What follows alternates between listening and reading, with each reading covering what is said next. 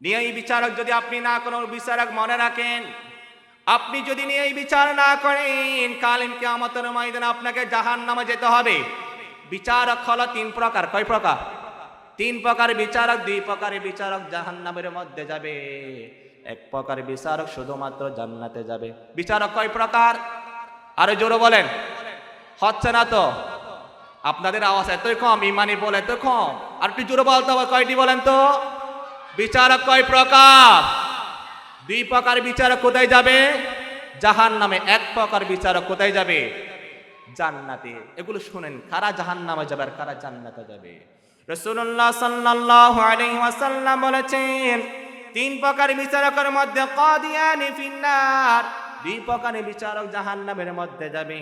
ওয়া কাদিন ফিল জান্নাহ, এক প্রকার বিচারক জান্নাতের মধ্যে যাবে।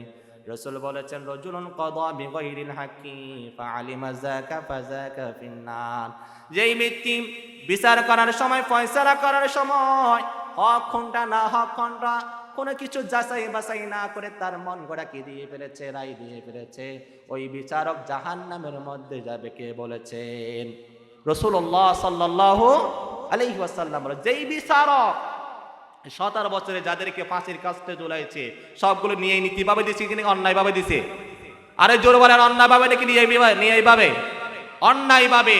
যারা বিচারকরা অন্যায়ভাবে রায় দিয়েছে, হক কোনটা না হক কোনটা যাচাই করে না, ওই বিচারককে কাল কিয়ামতের ময়দানে আল্লাহ তাদেরকে আসামির কাঠগড়ায় দাঁড়িয়ে তাদেরকে জাহান্নামের মধ্যে নিক্ষেপ করবে। জোরে বলেন ঠিক কিনা? তাহলে যেই বিচারক হক না হক কোনটা কোনো কিছু যাচাই মিচাই করে নাই, সোজা ডাইরেক্ট তার রায় দিয়ে ফেলেছে, তার মন গড়া, ওই বিচারককে আল্লাহ জাহান্নামে দেবে। এরপরে দুই নম্বর ব্যক্তি, যেই বিচারক জাহান্নামের মধ্যে যাবে, যেই বিচারক দুনিয়ার জমিনের মধ্যে সব কিছু দেখেছে, তথ্যপাত্র দেখেছে, সব কিছু দেখার পরও দেখা যাচ্ছে বিচারের রায় অন্যদিকে চলে যাচ্ছে, সেই দিকে না দিয়ে তার আপন ব্যক্তির পক্ষে সেই রায় দিয়ে ফেলেছে। রাসূলুল্লাহ সাল্লাল্লাহু আলাইহি ওয়াসাল্লাম বলেছেন, ওই বিচারককেও জাহান্নামের মধ্যে যেতে হবে। তাহলে দুই প্রকার বিচারক কোথায় যাবে? একটা হলো যে সব কিছু না দেখে এমনি মন গড়া কি দিয়েছে, বিচারের রায় দিয়েছে। সমাজের সরদার যারা আছেন একটু ভালো করে কেয়ার করবেন এগুলো। আপনি বিচারক, আপনি অন্যায়ভাবে কোনো মানুষের উপর যদি কোনো দায় ছাপিয়ে দেন, তাহলে কাল কিয়ামতের ময়দানে আপনাকে জাহান্নামের মধ্যে যেতে হবে, জাহান্নামে আল্লাহ নিক্ষেপ করবে। নাম্বার 2, আপনি বিচারক, খুব সাবধান। আপনি যদি কোনো তথ্যপাত্র কোনো যাচাই বাছাই না করে যদি আপনি ডাইরেক্ট সমাধান দিয়ে দেন, তো আপনার মন গড়া সমাধান দিয়ে দিন, তাহলে আপনাকে জাহান্নামে যেতে হবে। এক প্রকার বিচারক জান্নাতে যাবে, সেটা হলো যে সব কিছু দেখেছে, কোনটা হক তার কাগজপত্র সব কিছু দেখার পর একটা রায় দিয়েছে, যেই পক্ষে রায় যাবে সেই দিকে দিয়েছে, এই বিচারক জান্নাতের মধ্যে যাবে। জোরে বলো সুবহানাল্লাহ। রাসূলুল্লাহ সাল্লাল্লাহু আলাইহি ওয়াসাল্লাম বলেছেন, কাল কিয়ামতের ময়দানে কঠিন মুসিবতের সময়, যেই সময় আরশ আজিমের নিচে আর কোনো ছায়া থাকবে না, আরশ আজিমের ছায়া ছাড়া সূর্যের তেজ এতই উপরে, অথচ সেই সূর্যের তেজ আমরা সহ্য করতে পারতেছি না, অনেক উপর থেকে। কিন্তু সেই দিন আপনার আমার মাথার উপরে চলে আসবে, সেই মুহূর্তের মধ্যে রব্বুল আলামিন 7 প্রকার ব্যক্তিকে আল্লাহ আরশ আজিমের নিচে ছায়া দান করবে। সেই 7 প্রকারের মধ্যে 1 নম্বর হলো আল ইমামুন আদিলুন, যে ইমাম আদল ইনসাফ করে নেই বিচার করেছে। জোরে বলো সুবহানাল্লাহ। শুধু তাই না, আল্লাহ বলেছেন, আল্লাহ যে আমরা প্রত্যেকদিন খুতবার মধ্যে একটা জিনিস আয়াত শুনি, ইন্নাল্লাহ ইয়া'মুরু বিল আদলি ওয়াল ইহসান ওয়া ইতাই যিল কুরবা ওয়া ইয়ানহা আনিল ফাহশাই ওয়াল মুনকার ওয়াল বাগই ইয়া'iযুকুম লাআল্লাকুম তাযাক্কারুন। আল্লাহ এখানে 3টা উপদেশ দিয়েছেন, 3টা নিষেধ করেছেন। আল্লাহ বলেছেন, ইন্নাল্লাহ ইয়া'মুরু বিল আদলি, তোমাদেরকে ইন্নাল হামদালিল্লাহ إن الحمد لله نحمده ونستعينه ونستغفره ونؤمن به ونتوكل عليه ونعوذ بالله من شرور أنفسنا ومن سيئات أعمالنا من يهد الله فلا مضل له ومن يضلله فلا هادي له أي فلن تجد له وليا مرشدا ونشهد أن لا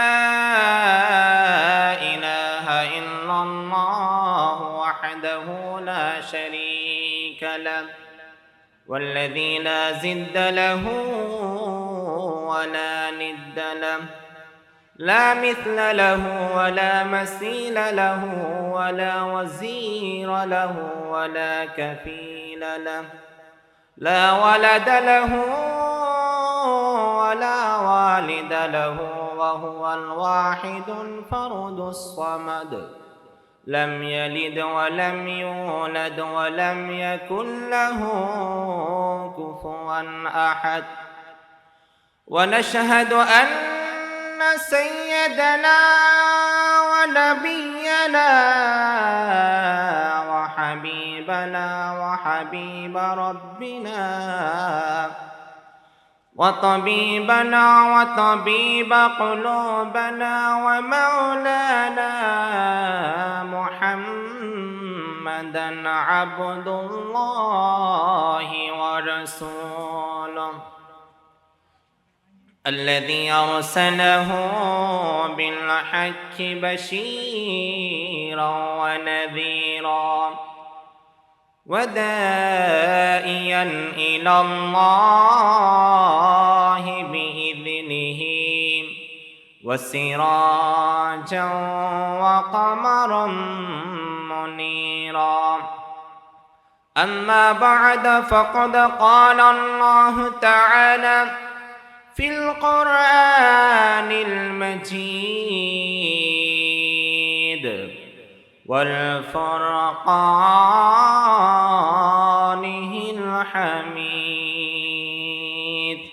সকলে আমার সাথে বলি আউযু বিল্লাহি মিনাশ শাইতানির রাজিম বিসমিল্লাহির রহমানির রহিম মা লিয-যালিমিন মিন হামিম ওয়ালা শাফিঈন ইউতা صدق الله العلي العظيم وقال في شان حبيبه ومحبوبه مخبرا وآمرا إن الله وملائكته يصلون على النبي يا أيها الذين آمنوا صلوا عليه ওয়াসাল্লিমু তাসলিমা সকলে মহাব্বতের সাথে উচ্চ আওয়াজে রাসূলের উপর দরুদ পড়ি আল্লাহুম্মা সাল্লি আলা সাইয়্যিদিনা মাওলানা মুহাম্মাদ ওয়া আলা মাওলানা মুহাম্মদ রাসূল আমার ভালোবাসা রাসূল আমার আলোর আশা রাসূল আমার প্রেম বিরহের মূল আলোচনা রাসূল আমার কাছে করমে অনুপ্রেরণা আল্লাহুম্মা সাল্লি আলা সাইয়্যিদিনা মাওলানা মুহাম্মদ ওয়া আলা আলিহি মাওলানা মুহাম্মদ হাজারো বেতা বেদনার পরে ফিরে আসনি তুমি আপন ঘরে, দিনের আলো তুমি ছড়িয়ে দিতে চলে গেলেন মদিনায় মক্কা ছেড়ে। হে রাসূল তোমাকে ভুলি আমি কেমন করে। আল্লাহুম্মা সাল্লি আলা মাওলানা মুহাম্মদ ওয়া আলা আলি মাওলানা মুহাম্মদ বালাগাল উলা বিকামালিহি কাশাফাদ দুজা বিজামালিহি حسنت جميع خصاله صلوا عليه وعليه। পূর্ব সাধনপুর ইসলামী যুব কল্যাণ সংস্থার উদ্যোগে 18তম বার্ষিক তাফসিরুল কোরআন মাহফিল। আজকের তাফসিরুল কোরআন মাহফিলে সভাপতিত্ব করেছেন উপস্থিত আছেন অত্র এলাকার মুরব্বী, আমাদের সকলের প্রিয় ভাজন হযরত মাওলানা মুক্তার আহমদ শাহ বারাকাল্লাহু ফি হায়াতি। আল্লাহ হুজুরের হায়াতের মধ্যে বরকত দান করে সকলে বলে আমিন। এবং আসার পথে আছেন আজকে তাফসিরুল কোরআন মাহফিলের প্রধান মুফাসসির এবং প্রধান আলোচক। আল্লাহ ওনাদেরকে সহি সালামতে সুন্দর করে যেন এখানে উপস্থিত হওয়ার মতো তৌফিক দান করে সকলে বলে আমিন। আমার সামনে উপস্থিত সম্মানিত যুবক ভাইরা, বাবার বয়সী বাবারা, ইসলামের জন্য যারা নিজের জীবনগুলো, যারা যুগে যুগে ইসলামের জন্য নিজের জীবনকে দিয়ে যারা ত্যাগ তিতিক্ষা করেছেন সেই যুবক ভাইরা এবং পর্দার থেকে শুনতেছেন আমার সম্মানিতা মা ও বোনেরা, আসসালামু আলাইকুম ওয়া রাহমাতুল্লাহি তাআলা ওয়া বারাকাতুহু। আমি কিন্তু সালাম অনেক বড় দিচ্ছি, আপনারা কিন্তু সালাম একদম ছোট। সালাম দেওয়া সুন্নত, নেওয়া কি? একটু বলেন নেওয়াটা কি? ওয়াজিব। তাহলে বড় করে দিতে হবে না, আমি আবার দিচ্ছি সালাম। আসসালামু আলাইকুম ওয়া রাহমাতুল্লাহি ওয়া বারাকাতুহু। আল্লাহ পাক রব্বুল ইজ্জতের কাছে লাখ লাখ শুকরিয়া আদায় করি, যিনি আপনাকে আমাকে দুনিয়াবি সমস্ত কাজ থেকে বিরত রেখে আল্লাহর অসংখ্য বান্দাদের থেকে বাছাইকৃতভাবে। সাধারণপুর কি মানুষ এতই কম নাকি আরো বেশি আছে? একটু বলেন না, আরো বেশি আছে না? কিন্তু তাদেরকে আল্লাহ কবুল করে নেয়, সেই জন্য তারা আসতে পারে নাই। যিনি আপনাকে আমাকে আসতে দিয়েছেন, আসার তৌফিক দিয়েছেন, তিনি কে? আরো জোরে বলতে হবে, তিনি কে? আমরা সেই রবের শিখানো ভাষায় ওনার কাছে শুকরিয়া আদায় করি। সকলে বলে আলহামদুলিল্লাহ। রব্বানা লাকাল হামদ হামদান কাসীরান তাইয়িবান মুবারাকান ফীহি। আমরা আল্লাহ তাআলার শুকরিয়া আদায় করেছি, সাথে সাথে বিশ্বমানতার দো তাখায় মাওলা তাজদারে মদিনা সরকারে দো আলম হযরত মুহাম্মদ, সকলে বলে সাল্লাল্লাহু আলাইহি ওয়াসাল্লাম। প্রিয় হাজিরিন, আমি আজকে আলোচনা করার ইচ্ছা করেছি জুলুম, এটা এমন একটা জঘন্য অপরাধ, সেই সম্পর্কে নিয়ে। আজকে সমাজে জুলুম কম না বেশি? একটু বলেন না, কম না বেশি? বেশি। এতই বেশি মাত্রা হয়েছে যা আপনি হিসাবও করতে পারবেন না। আল্লাহ বলেছেন মালিয যালিমিনা মিন হামিমিন ওয়ালা শাফীঈন। রব্বুল আলামিন বলেছেন যারা জালেম, যারা মানুষের উপর জুলুম করে, যারা মানুষের উপর অত্যাচার করে, যারা মানুষের উপর নির্যাতন করে, মানুষকে মানুষই মনে করে না, ক্ষমতা পাওয়ার পরে যেমন ইচ্ছে তেমন করে তারা ব্যবহার করে। আল্লাহ বলেছেন ওই সমস্ত জালেমদের জন্য কাল কিয়ামতের ময়দানে তাদের জন্য কোনো বন্ধু থাকবে না।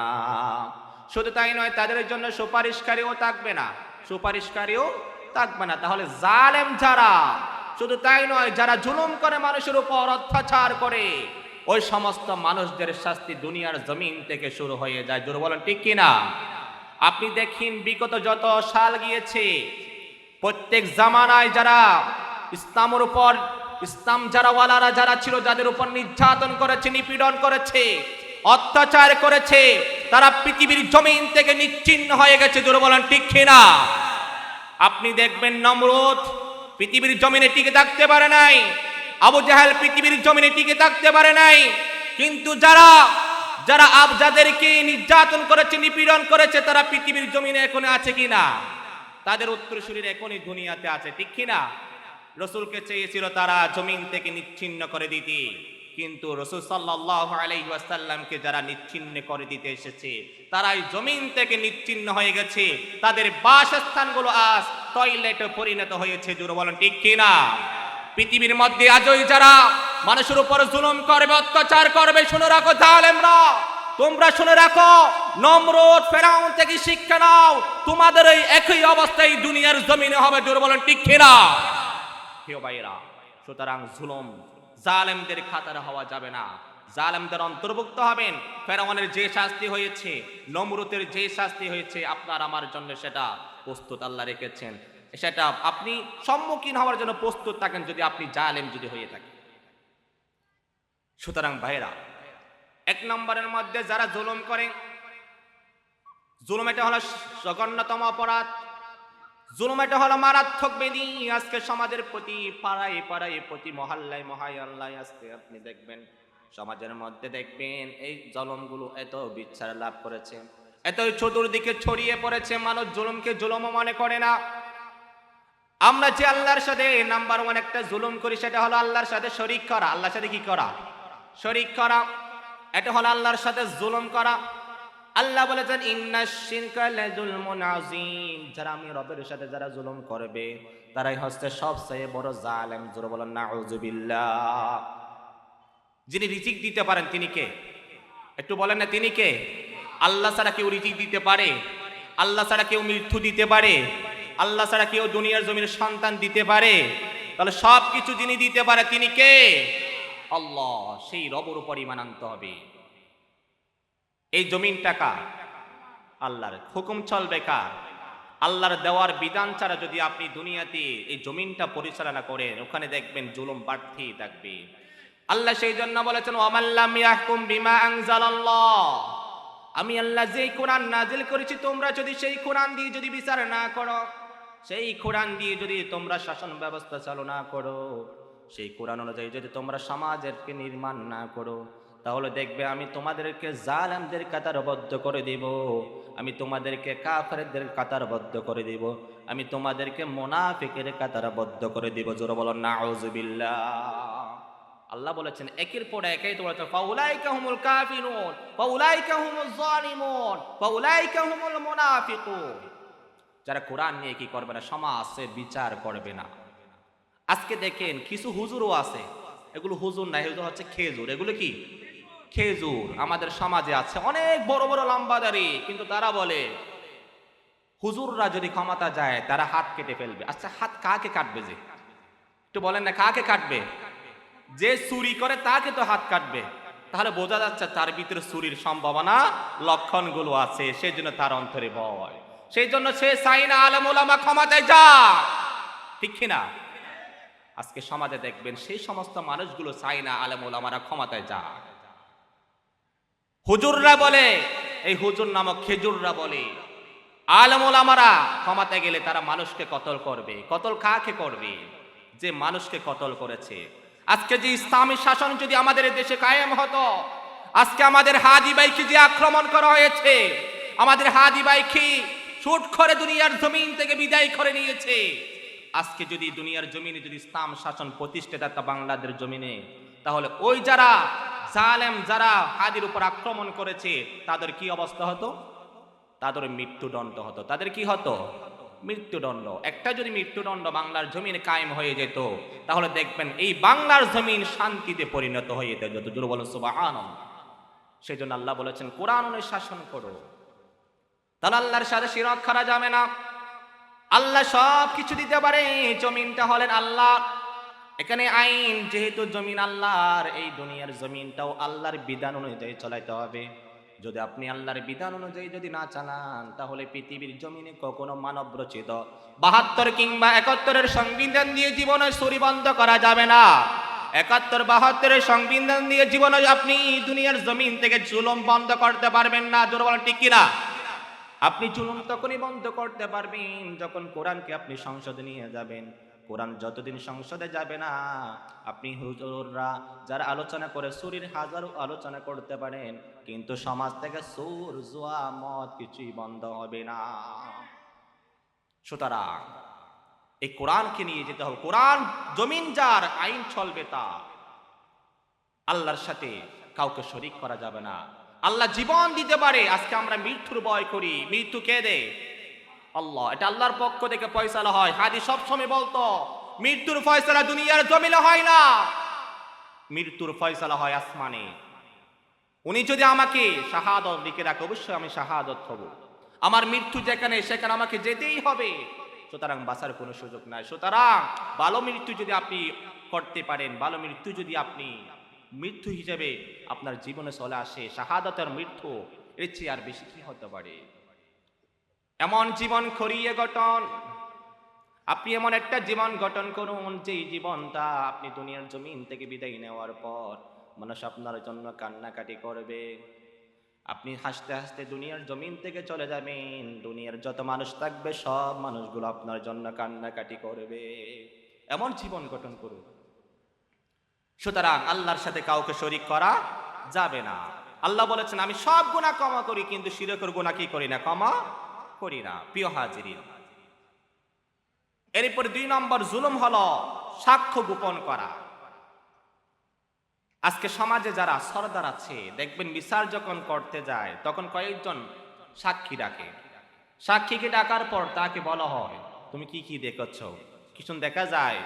এটা যদি চেয়ারম্যান কিংবা এমপি সাহেবের ছেলে যদি হয়ে থাকে, তখন দেখা যায় আস্তে আস্তে সব কিছু লুকায়িত রাখে, গোপন করে রাখে কিছু জিনিস। আপনি যদি সাক্ষ্য গোপন করে রাখেন, তাহলে আপনি জালেমদের কাতারবদ্ধ। জোরে বলেন নাউজুবিল্লাহ। আর আপনি যদি জালেম হন, আপনার শাস্তি দুনিয়া থেকে শুরু হয়ে যাবে। কিয়ামতের জন্য, কবরের জন্য আপনাকে বসে থাকতে হবে না। আপনি যদি জালেমের অন্তর্ভুক্ত হয়ে যান, মানুষের সাক্ষী যদি গোপন করেন, তাহলে দুনিয়ার জমিন থেকে আপনার দেখবেন যে কিদিকে যান সেদিকে লাঞ্ছিত হবেন, যেদিকে যান সেদিকে অপমানিত হবেন, অপদস্থ হবেন। দেখিয়েন না যারা সমাজে যারা সাক্ষী গোপন করে, চতুর্দিকে তারা লাঞ্ছিত হয়, অপমানিত হয়। জোর বলেন ঠিক কিনা? সেই জন্য সাক্ষী আপনি, আপনার যদি জীবনও চলে যায়, তারপরও আপনাকে সত্য সাক্ষী দিতে হবে, অন্যথায় আপনার অবস্থা খুব খারাপ হয়ে যাবে। আপনি জালেমদের অন্তর্ভুক্ত হয়ে যাবেন। জালেমদের অন্তর্ভুক্ত হয়ে গেলে দুনিয়া থেকে শাস্তি শুরু হয়ে যাবে। এরপরে হলো আল্লাহর বিধান থেকে মুখ যদি আপনি ফিরিয়ে নেন, আল্লাহর কোরআনের আলোচনা হয়, ইসলামী রাজ কায়েমের কথা বলা হয়, ইসলামী শাসনের কথা যখন আপনার সামনে বলা হয়, তখন আপনি আস্তে মুখ ফিরিয়ে নিয়েছেন। কোরআনের কথা যখন বলা হয়, তখন আপনি কোরআন থেকে মুখ ফিরিয়ে নিয়েছেন। বলে যে হুজুররা রাজনীতির কথা বলে। কিসের কথা বলে? কোরআন তো আসল রাজনীতি শিখিয়েছেন। রাসূলুল্লাহ সাল্লাল্লাহু আলাইহি ওয়াসাল্লাম মদিনার জীবনটা রাজনীতিকে চলে গেছে। অথচ হুজুররা বললে কি, হুজুররা রাজনীতি করতেছে। ইসলামের রাজনীতিক আছে। ইসলামী রাজনীতি আপনি করেন। ইসলামী রাজনীতি যদি আপনি না করেন, তাহলে কাল কিয়ামতের ময়দানে আপনি আটকে যাবেন। কারণ কোরআনকে আপনি ইগনোর করেছেন, কোরআনকে আপনি এড়িয়ে চলেছেন। কোরআনের বাণী আপনার কাছে পৌঁছে দেওয়া হয়েছে, কিন্তু আপনি কোরআন গ্রহণ করেন না। তাহলে কাল কিয়ামতের ময়দানে আল্লাহ আপনার কাছ থেকেও মুখ ফিরিয়ে নেবেন। জোরে বলেন নাউজুবিল্লাহ। শুধু তাই নয়, আল্লাহ বলেছেন ওয়ানাহশুরুহু ইয়াওমাল কিয়ামাহ, কিয়ামতে আমা, আমি আল্লাহ কিয়ামতের ময়দানে তাদেরকে অন্ধ করে তুলব। আল্লাহর কাছে প্রশ্ন করব, গো রব্বুল আলামিন, দুনিয়ার জমিনে তো আমার চক্ষু ছিল, আমি সব কিছু দেখতে পেতাম। আমি সৌন্দর্য কোনটা, কুৎসিত কোনটা, কোনটা ভালো কোনটা পচা, সব কিছু দেখতে পারতাম। আজকে কেন হাসরের ময়দানে আমার চক্ষু নাই? আল্লাহ বলবেন, বান্দা, তোমার সামনে আমার কোরআনের কথা নিয়ে যাওয়া হয়েছে, আমার কোরআনের আলোচনা করা হয়েছে, আমার কোরআনের প্রতি তোমাকে দাওয়াত দেওয়া হয়েছে, কিন্তু তুমি কোরআনের দাওয়াতকে এড়িয়ে চলেছো। আজকে আমি আল্লাহ তোমাকে অন্ধ করে, সেই দিন চক্ষু দেখার পরেও তুমি হক জিনিসটা দেখো নাই। আজকে আমি আল্লাহ তোমার চক্ষুগুলোকে অন্ধ করে দিয়েছে। জোরে বলেন নাউজুবিল্লাহ। এই কোরআন আপনাকে চক্ষু দিয়ে দেখতে হবে, যেই চোখ আল্লাহ দিয়েছেন কোরআনকে দেখার জন্য। প্রিয় হাজিরিন, সেই জন্য কোরআনের কাছে আসতে হবে। কোরআনকে আপনি যদি বিমুখ হয়ে যান তাহলে আপনি জালেমদের অন্তর্ভুক্ত হয়ে যাবেন। কিসের অন্তর্ভুক্ত হয়ে যাবে? জালেমদের জালেমদের জন্য কোনো সুপারিশকারী না, তাদের জন্য সুপারিশ করার মতো কোনো সুপারিশকারী থাকবে না, এবং তাদের জন্য আল্লাহ পাক কোনো বন্ধুও রাখবে না তাদেরকে সুপারিশ করার জন্য। সুতরাং আল্লাহ আমাদের প্রত্যেককে জালেমের কাতার থেকে রক্ষা করে, সকলে বলে আমিন। রব্বুল আলামিন বলেছেন, ওয়ালা তাকতুলুন নাফসাল্লাতী হারামাল্লাহু ইল্লা বিল হক। আল্লাহ যাদেরকে হত্যা করা হারাম করে দিয়েছেন সেই সমস্ত মানুষদেরকে আপনি হত্যা করতে পারবেন না।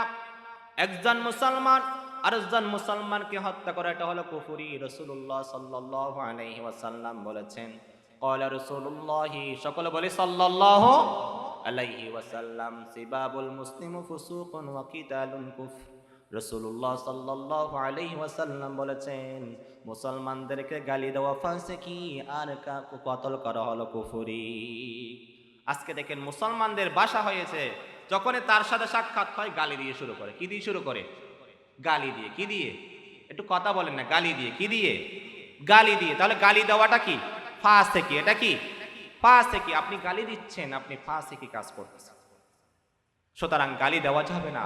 মুসলমানের ভাষা প্রথম আসসালামু আলাইকুম ওয়া রাহমাতুল্লাহি ওয়া বারাকাতুহু, সালাম দিয়ে মত বিনিময় করবেন, কিন্তু গালি দেওয়া যাবে না।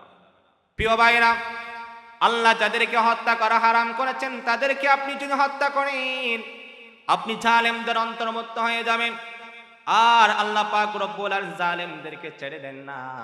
আল্লাহ জালেমদেরকে ছাড় দেয়। আল্লাহ যখন ধরে এমন ধরে রব্বুল আলামিন বলেছেন, ইন্না বাতশা রাব্বিকা লাশাদীদ। জোরে বলেন আল্লাহু আকবার। রব্বুল আলামিন বলেছেন, আমি আল্লাহ যখন ধরি তখন আস্তে ধরি না। যাবে ফেরাউনকে আল্লাহ পাক রব্বুল আলামিন ধরেছেন। ফেরাউন মানুষের উপর এত জুলুম করেছে, এত অত্যাচার করেছে, এত নির্যাতন করেছে। আর ফেরাউনকে যখন আল্লাহ ধরেছেন দুনিয়ার জমিন থেকে তাকে লাঞ্ছিত করেছেন। শুধু তাই নয়, মাটির জন্য আল্লাহ পাক রব্বুল আলামিন ফেরাউনকে হারাম করে দিয়েছে। দুনিয়ার জগতে যারা জালেম আছে তারা যদি ফেরাউন থেকে শিক্ষা নিতে পারে, সেই জন্য আল্লাহ ফেরাউনের লাশটাও দুনিয়ার জমিনে রেখে দিয়েছে, যেন জালেমরা শিক্ষা অর্জন করতে পারে। তারপরে যদি জালেমরা শিক্ষা অর্জন না করে তাহলে তাকেও একই রাস্তার মধ্যে যেতে হবে। জোরে বলেন ঠিক কিনা? প্রিয় ভাইরা, সেই জন্য অন্যায়ভাবে মানুষকে হত্যা করা যাবে না, অন্যায়ভাবে মানুষকে কতল করা যাবে না, কারণ আমার আল্লাহ কতল করাটাকে হারাম করেছেন। রাসূলুল্লাহ সাল্লাল্লাহু আলাইহি ওয়াসাল্লাম কবিরা গুনাহ বর্ণনা করতে গিয়ে রাসূলুল্লাহ সাল্লাল্লাহু আলাইহি ওয়াসাল্লাম বলেছেন, আকবারুল কাবাইর, সবচেয়ে বড় কবিরা গুনাহ হলো আল্লাহ ইল্লা শিরকুল বিল্লাহ, আল্লাহর সাথে শিরক করা, আল্লাহর সাথে অংশীদার করা। 2 নম্বর হলো ওয়াকাতলুন নাফসিন, মানুষকে কতল করা, মানুষকে হত্যা করা হলো 2 নম্বর সবচেয়ে বড় কবিরা গুনাহ। 3 নম্বর হলো ওয়াকুকুল ওয়ালিদাইন, মা বাবার পিতামাতার অবাধ্য হওয়া। পিতামাতার অবাধ্য যারা হয় ওই সমস্ত মানুষগুলো হচ্ছে সবচেয়ে কি করেছেন? বড় কবিরা গুনাহগুলো করেছেন। শুধু তাই না, রাসূলুল্লাহ সাল্লাল্লাহু আলাইহি ওয়াসাল্লাম 14টা নাফরমানের কথা বলেছেন। নাম্বার 1 হলো যারা জালেম তাদের দুনিয়াতে শাস্তি শুরু হয়ে যায়। 2 নম্বর হলো যারা মুসলমানের সম্মান নষ্ট করে, মুসলমানের ইজ্জত নষ্ট করে, মুসলমানকে লাঞ্ছিত বাঞ্ছিত করে ওই সমস্ত মানুষগুলো জালেমদের কাতারে ভর্তি হয়ে যায়। আল্লাহ তাদেরকে দুনিয়ার জগৎ থেকে কি করে? তাদেরকে শাস্তি দেওয়া শুরু করে দেয়। 3 নম্বর হলো যারা পিতামাতার অবাধ্য সন্তান, পিতামাতার যারা সেবা করে না, পিতামাতার যারা নাফরমানি করে, ওই সমস্ত মানুষদেরকে আল্লাহ পাক রব্বুল আলামিন দুনিয়ার জমিন থেকে কি দিবেন? শাস্তি দিবেন। কি দিবেন? শাস্তি দিবেন। মাতা পিতা এটা কেমন সম্পদ হারালে বুঝবেন। রাসূলের কাছে জানতে চাইলে, ইয়া রাসূলুল্লাহ, ইয়া হাবিবাল্লাহ, মা হাক্কুল ওয়ালিদাইন, পিতামাতা আমার কাছ থেকে কি অধিকার পায়? তখন রাসূলুল্লাহ সাল্লাল্লাহু আলাইহি ওয়াসাল্লাম বলেছেন, হুমা জান্নাতুকা ওয়া নারুক, তোমার পিতামাতা হলো তোমার জন্য জান্নাত, তোমার পিতামাতা হলো তোমার জন্য জাহান্নাম। এই পিতামাতার সেবা করলে আপনি জান্নাতে যেতে পারবেন, পিতামাতার সেবা না করলে আপনি জাহান্নামে যাবেন। পিতামাতার যারা সেবা করেছে তারা জান্নাতে যেতে পারবে। হযরত মূসা আলাইহিস সালাতু ওয়াস সালামের জামানায় একটা ঘটনা ঘটেছে। একজন সন্তান তার মাতার এতই খেদমত করে। মূসা আলাইহিস সালাতু ওয়াস সালাম জানতে চাইলেন, ওগো রব্বুল আলামিন, জান্নাতের মধ্যে আমার সাথে কে থাকবে, আমার বন্ধু কে হবে? তখন আল্লাহ বলেছেন, মূসা শোনো তাহলে, জান্নাতের মধ্যে তোমার বন্ধু হবে, জান্নাতের মধ্যে তোমার বন্ধু হবে। অমুক জায়গার মধ্যে একটা কি আছে, কসাই ব্যক্তি আছে, ওই কসাই ব্যক্তি হলো তোমার সাথে জান্নাতে থাকবে। আল্লাহ পাক রব্বুল আলামিন মূসা আলাইহিস সালাম জানতেছেন, ওগো রব্বুল, কি কারণে জান্নাতে যাবে আমি একটু দেখতে চাই। তখন মূসা আলাইহিস সালাতু ওয়াস সালাম ওই বাজারে চলে গেলেন। চলে যাওয়ার পর মূসা আলাইহিস সালাতু ওয়াস সালাম দেখতে পেলেন একজন কসাই ব্যক্তি, ও কসাই ব্যক্তির পিছনে ছোট ছোট ঘরের মধ্যে গেলেন। ঘরের মধ্যে যাওয়ার পর মূসা আলাইহিস সালাতু ওয়াস সালাম নিজের পরিচয় গোপন রাখলেন। গোপন রেখে বলেছেন, ভাই, আপনার ঘরে আমি মেহমান হতে চাই। তখন ওই কসাই ব্যক্তি মূসা আলাইহিস সালাতু ওয়াস সালামকে ঘরে নিয়ে গেলেন। ঘরে নিয়ে যাওয়ার পর মূসা আলাইহিস সালাতু ওয়াস সালাম দেখতে পাচ্ছেন একটা পুতলি থেকে, একটা থলে থেকে একটা বুড়ি মাকে ওখান থেকে নামানোর পর তাকে পরিষ্কার পরিচ্ছন্ন করিয়ে তাকে আহার ব্যবস্থা করেছেন। তখন মূসা আলাইহিস সালাতু ওয়াস সালাম বুঝতে পেরেছেন এই কারণে এই ব্যক্তির মর্যাদা এত বৃদ্ধি হয়েছে। জোরে বলুন সুবহানাল্লাহ। রাসূলের একজন গুরুত্বপূর্ণ সাহাবী হযরত আলকামা রাদিয়াল্লাহু তাআলা, তিনি মৃত্যু সাকরাতুল মাউত, এই সময়ে তার এতই কষ্ট হচ্ছে, কালিমা আসতেছে না। রাসূলুল্লাহ সাল্লাল্লাহু আলাইহি ওয়াসাল্লাম তখন জানতে চাইলেন আমার আলকামার কি অবস্থা। তখন দুইজন সাহাবীকে পাঠানোর পর তারা খোঁজ খবর নিলেন, অনেকক্ষণ কালিমার তালকিন দিলেন, কিন্তু কোনো মতে কালিমা আসতেছে না। তখন রাসূলুল্লাহ সাল্লাল্লাহু আলাইহি সাল্লামকে এই খবরটা শোনালেন। রাসূলুল্লাহ সাল্লাল্লাহু আলাইহি ওয়াসাল্লাম কি এই খবরটা যখন শোনালেন, রাসূল জানতে চাইলেন তার বাড়ির মধ্যে কে কে আছে।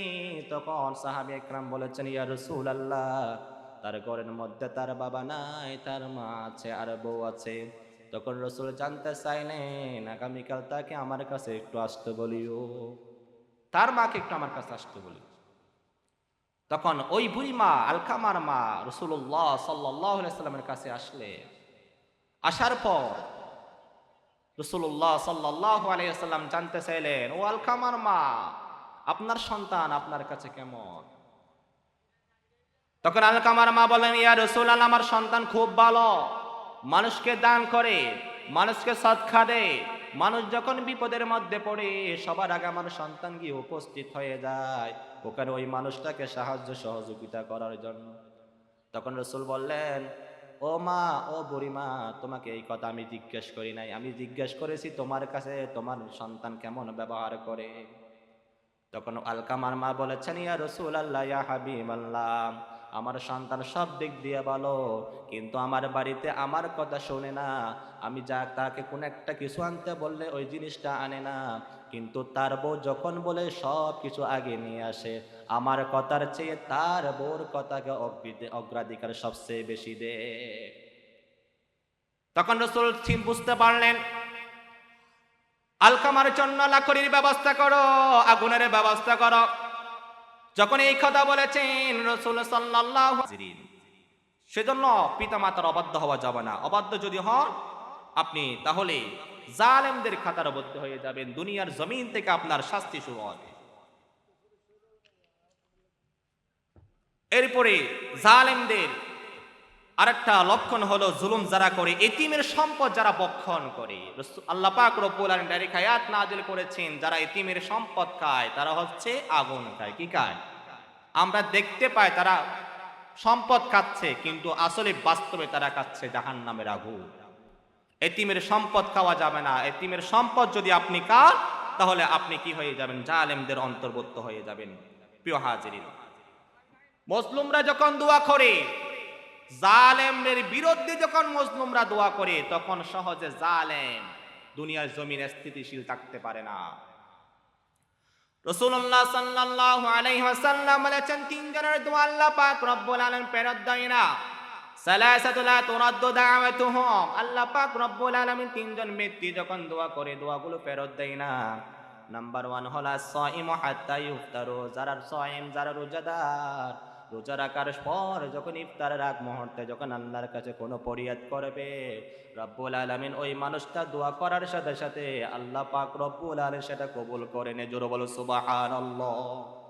দুই নম্বর হলো আল ইমামু আদিলুন, যারা ন্যায় বিচারক, যারা ন্যায় বিচারক আল্লাহ পাক রব্বুল আলামিন বলেছেন ওই ন্যায় বিচারককে আমি আল্লাহ পাক রব্বুল আলামিন সেই দোয়া যখন করবে আমি আল্লাহ তার দোয়া কবুল করে নেব।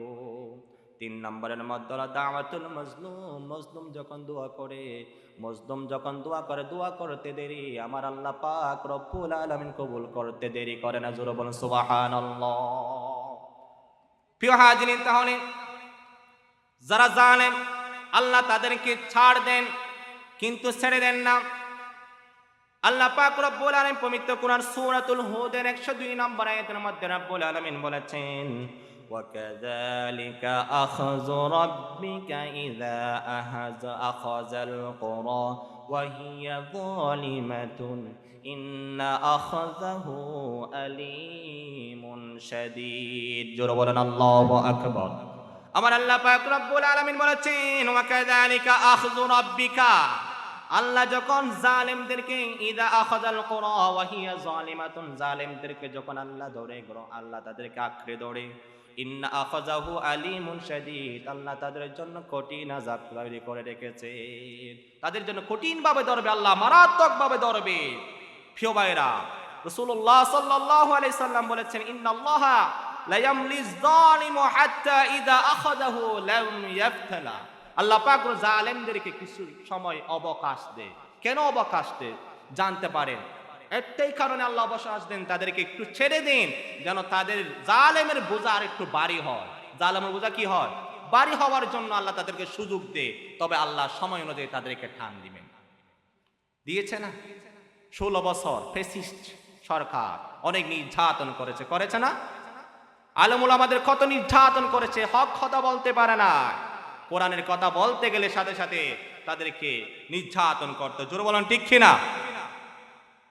এই জালেমরা কত নির্যাতন করেছে মানুষদেরকে, সেই জালেমরা দুনিয়ার জমিনে থাকতে পারে নাই, আজকে তারা বাংলাদেশের জমিনে হা হা অবস্থা। বর্তমান রকুনুজ্জামান একটা গান লিখেছেন, সেই গানটা কি বলবো আপনাদেরকে? গণভবনটা এখন ফাঁকা না? গণভবনটা কি ফাঁকা? দেখি বলেন তো। দেশে আগুন লাগাইয়া জনতারে জ্বালাইয়া, দেশে আগুন লাগাইয়া আলেমদের জ্বালাইয়া, ঠিক কিনা? আলেমদেরকে জ্বালাইছে না? অনেক নির্যাতন করেছে কিনা? আমার সাথে বলতে হবে, দেশে আগুন লাগাইয়া জনতারে জ্বালাইয়া, দেশে আগুন জাগাইয়া আলেমদের জ্বালাইয়া, পালাইয়া চাইলে গেলে থাকা, গণভবনটা এখন ফাঁকা। জোরে বলেন ঠিক কিনা? আমার সাথে বলেন না, গণভবনটা এখন ফাঁকা, বুবুরে গণভবনটা এখন ফাঁকা, ও ডাইনি রে গণভবনটা এখন ফাঁকা। জোরে বলেন ঠিক কিনা? তুমি অধিকারের বললে কথা বলেছিলা রাজাকার। জোরে বলেন ঠিক কিনা? যখন অন্যায়ের বিরুদ্ধে প্রতিবাদী যারা করেছে তাদেরকে সাথে সাথে মুহূর্তের মধ্যে তাদেরকে রাজাকার বলে তারা সম্বোধন করতে। জোরে বলেন ঠিক কিনা?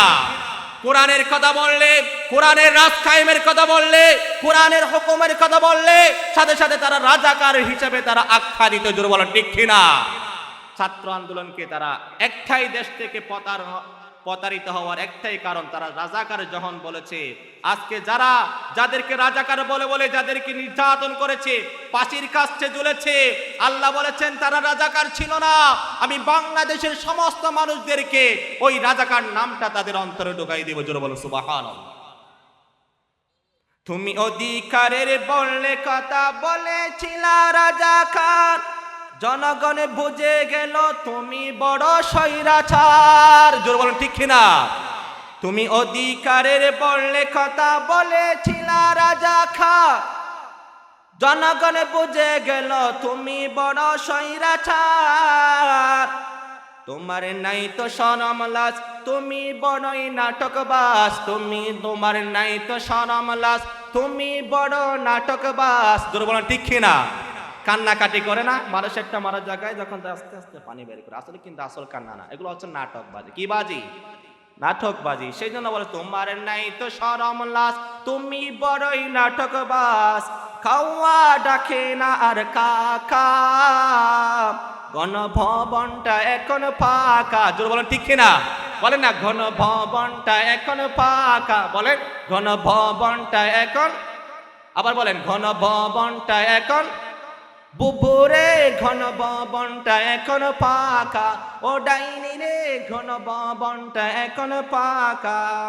খেলা হবে খেলা হবে, শামীম তো আর বলে না, শামীম বলে, বলেন না খেলা হবে খেলা হবে, শামীম তো আর বলে না, সংসদে মমতাজের বুকটা এখন পাঠে না, জোর বলেন ঠিক কিনা, মমতাজের বুক ফাটা যাওয়ার গান গাইতো সেখানে। আর কি করতো, খেলা হবে খেলা হবে, কে বলতো সেই জিনিসটা, শামীম ওসমান। কে? ও শামীম ওসমান। এখন বাংলার জমিনে মানুষরা খেলা খাওয়ার জন্য প্রস্তুত, আজকে তোমরা মাঠ ছেড়ে চলে গিয়েছে, জোর বলেন ঠিক কিনা, মাঠের ফিল্ডে আজকে প্রস্তুত সবাই খেলা খাওয়ার জন্য, তোমরা আসো, এই দেশের মানুষ তোমাদের সাথে খেলবে, খেলা খেলে তোমাদেরকে গোল দেওয়ার জন্য সবার বাধা তারা প্রস্তুত আছে, জোর বলেন ঠিক কিনা।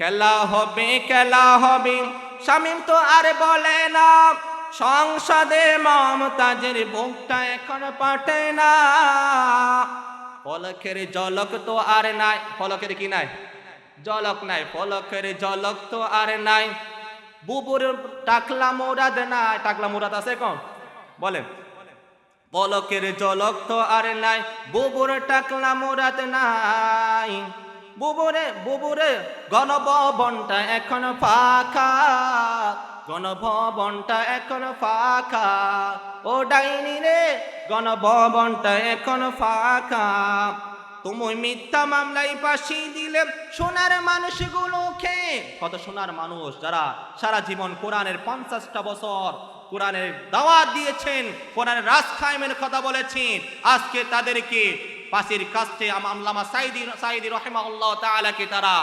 ইনজেকশন পুশ করে দুনিয়ার জমিন থেকে তারা বিদায় করে নিয়েছে, জোর বলেন ঠিক কিনা। তিক্ত দুরূহ ভাবে আজকেও ওসমান হাদিকে, শরীফ ওসমান হাদিকে দুনিয়ার জমিন থেকে তারা শুট করে দুনিয়ার জমিন থেকে বিদায় করে নিয়েছে, জোর বলেন ঠিক কিনা।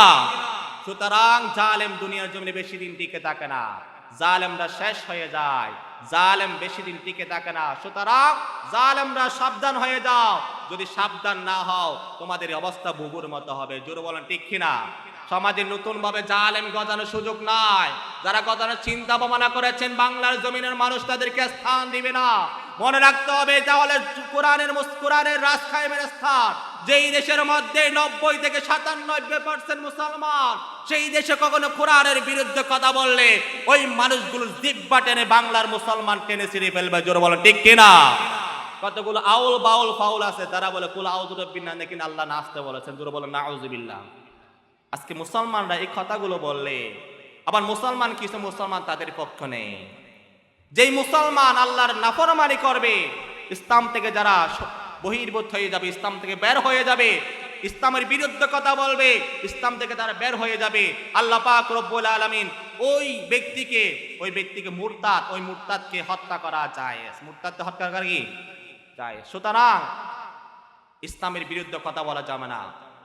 প্রিয় ভাইরা, এই দুনিয়ার জমিনে কেউ দুনিয়া থেকে জালেমি করে, জুলুম করে, অত্যাচার করে এই দুনিয়ার জমিনে বেশি দিন থাকতে পারে না। সুতরাং আল্লাহর সাহায্য এই জমিনে প্রয়োজন বর্তমান।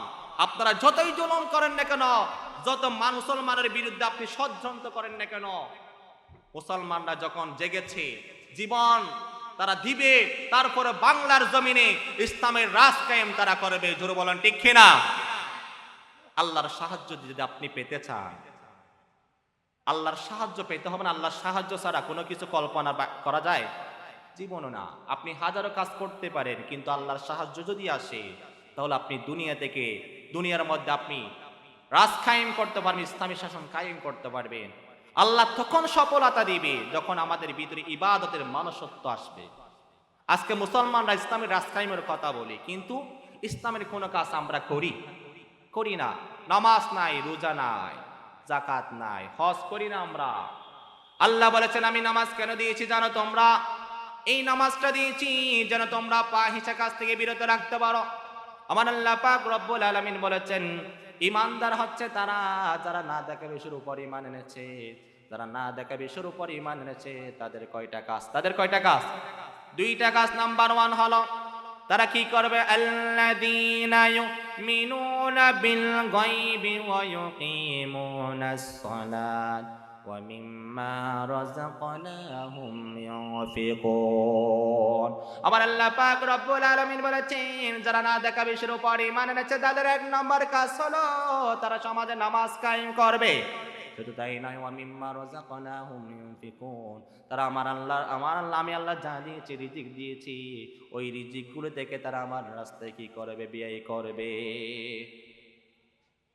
আল্লাহর জমিনে আল্লাহর আইনকে বাস্তবায়ন করার জন্য, ইসলামকে প্রতিষ্ঠা করার জন্য তারা টাকা পয়সা জানমাল সব কিছু দিয়ে তারা জিহাদ করবে।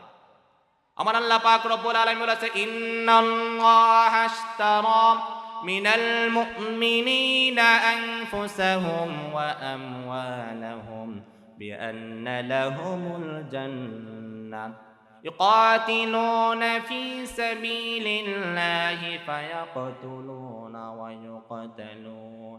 আমার আল্লাহ পাক রব্বুল আলামিন বলেছেন, সাহায্য পেতে চায়, আল্লাহর সাহায্য যদি পেতে চান, আপনাকে নামাজ প্রতিষ্ঠিত কর, নামাজ নিজেই পড়বেন এবং সমাজে নামাজ প্রতিষ্ঠিত করতে। নামাজ প্রতিষ্ঠিত করলে লাভ কি হবে?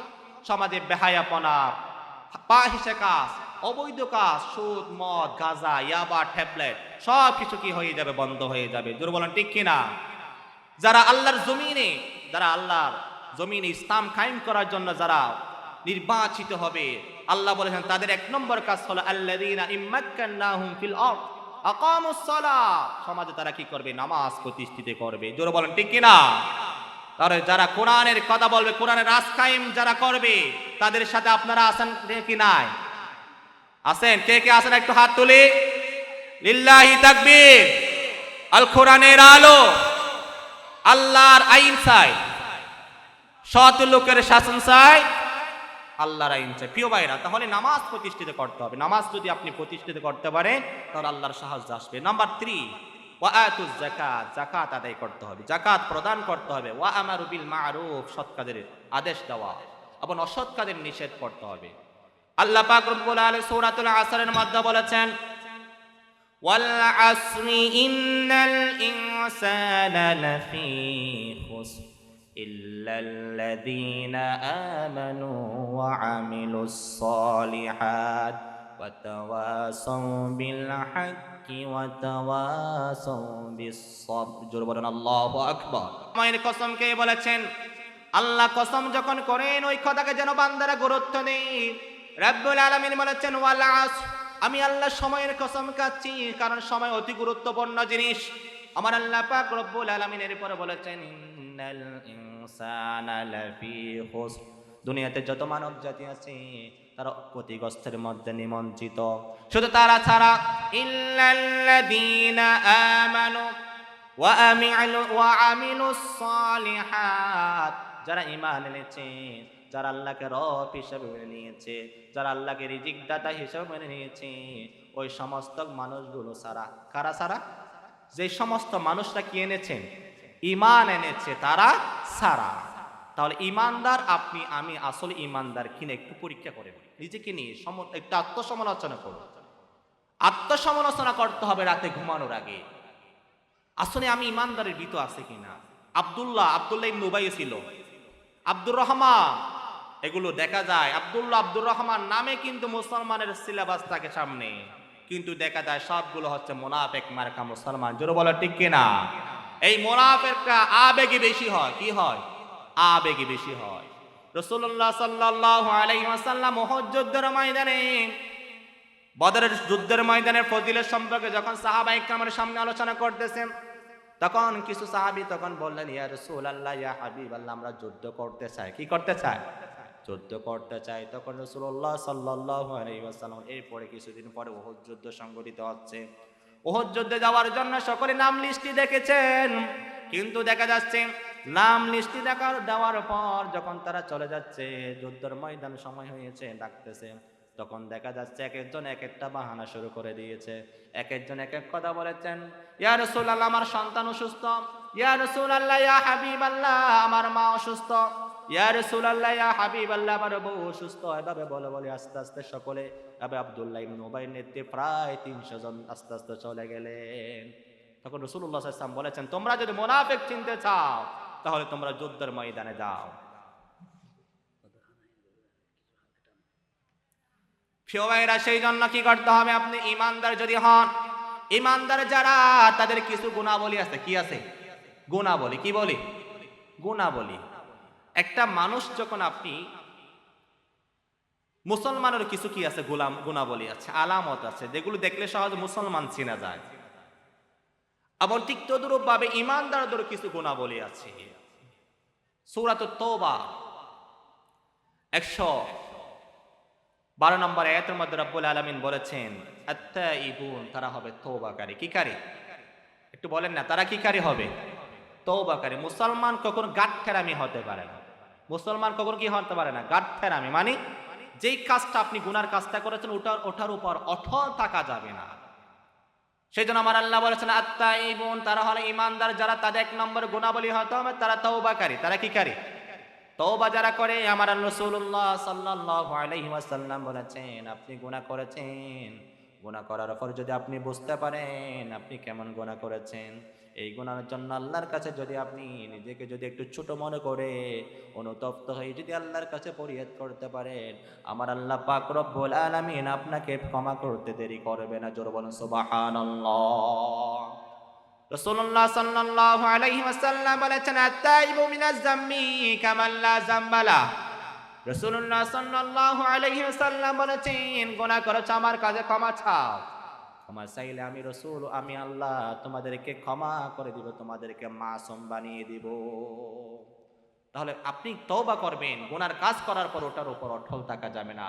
আপনি গুনাহ করেছেন, রাত গভীর যখন হয় তাহাজ্জুদের নামাজে, মানুষ যখন ঘুমিয়ে যায়, সব চক্ষুগুলো যখন বন্ধ হয়ে যায়, গাছপাতা, পাখি, পশু পাখি সবগুলো যখন ঘুমিয়ে যায়, আপনি উঠে আল্লাহর কাছে কান্নাকাটি করুন, আল্লাহ আমি গুনাহ করেছি, আপনি দেখেছেন আর কেউ দেখে না, আপনি যদি ক্ষমা না করেন আমি কার দরবারে যাব? আল্লাহর কাছে যদি আপনি এভাবে তওবা করতে পারেন তাহলে আমার আল্লাহ আপনাকে দেরি করবে না, আপনাকে আপনার গুনাহগুলো ক্ষমা করে আপনার আমলনামায় সওয়াবে পরিণত করে দিবে। জোরে বলুন সুবহানাল্লাহ। একটা কাহিনী বলি, তওবা কবুল আপনি যদি কাটিভাবে করতে পারেন। হযরত মূসা আলাইহিস সালাতু ওয়াস সালামের জামানায় বৃষ্টি হচ্ছে না। বৃষ্টি না হলে আমরা কি করি? বৃষ্টির নামাজ পড়ে আল্লাহর কাছে কি করি? ফরিয়াদ করি। কি করি? ফরিয়াদ করি। দেখা যাচ্ছে বৃষ্টি হচ্ছে না, মূসা আলাইহিস সালাম অনেকবার দোয়া করেছেন, কিন্তু তারপর আল্লাহ, নবীরা যখন দোয়া করে দোয়াটা কি হয়? কবুল হয়। কিন্তু এখানে দোয়া কবুল হচ্ছে না। তখন আল্লাহ পাক রব্বুল আলামিন মূসা আলাইহিস সালাতু ওয়াস সালাম তখন আল্লাহর কাছে জানতেছেন, আল্লাহ এত ফরিয়াদ করি কেন আপনি বৃষ্টি দেন না? তখন আল্লাহ পাক রব্বুল আলামিন বলেছেন, মূসা শোনো, তাইলে কি জন্য আমি বৃষ্টি দিচ্ছি না? তুমি যেই মানুষগুলো নিয়ে দোয়া করতেছো ওখানে আমার এমন একজন নাফরমান বান্দা আছে, যেই নাফরমানের কারণে আমি আল্লাহ তো এখানে বৃষ্টি দিচ্ছি না।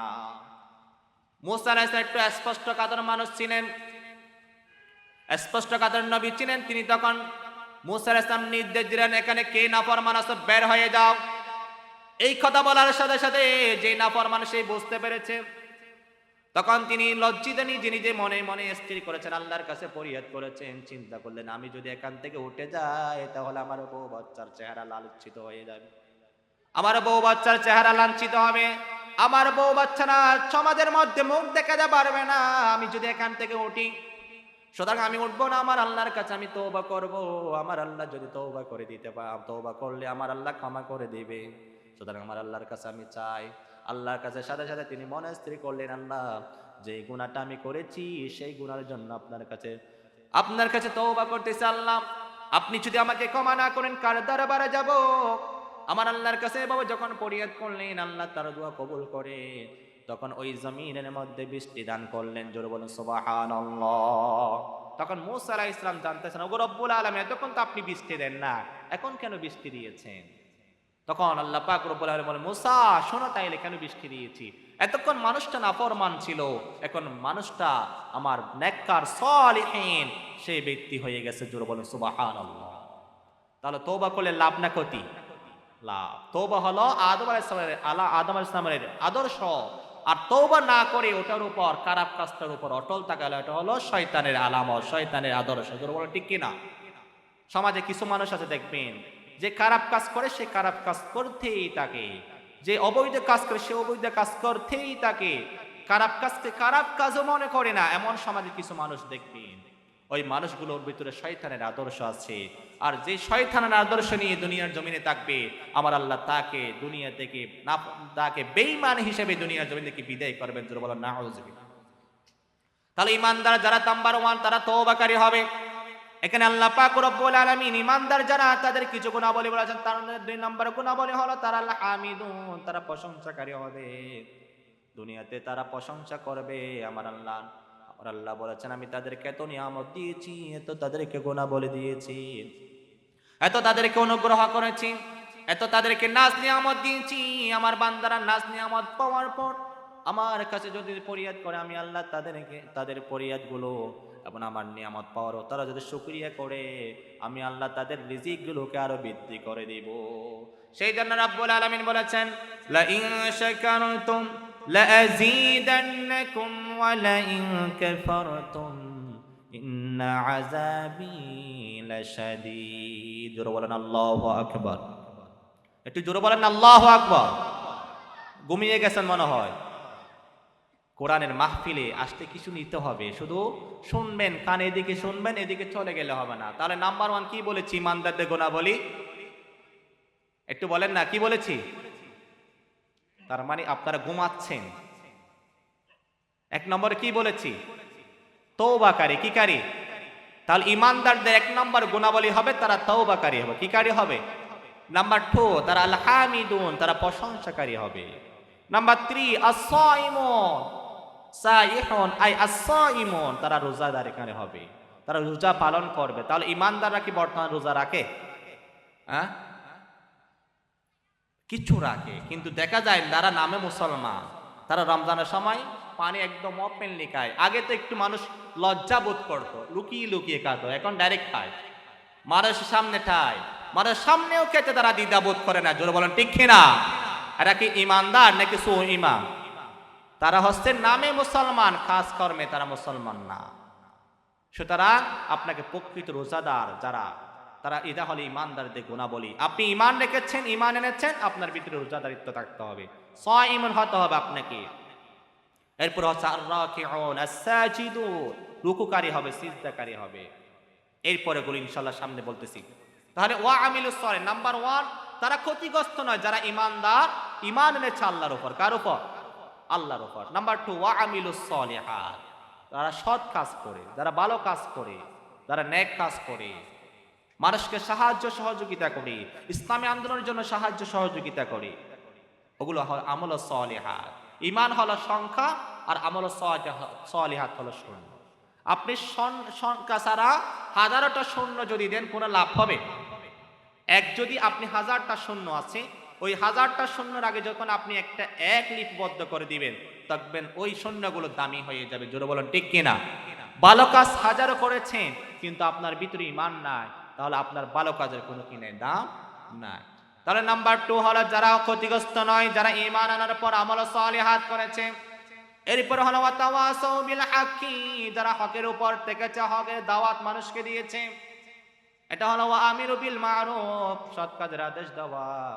আল্লাহ পাক রব্বুল আলামিন বলেছেন তোমাদের মধ্যে থেকে এমন একটা দল বের হওয়া চাই। কয়টা দল?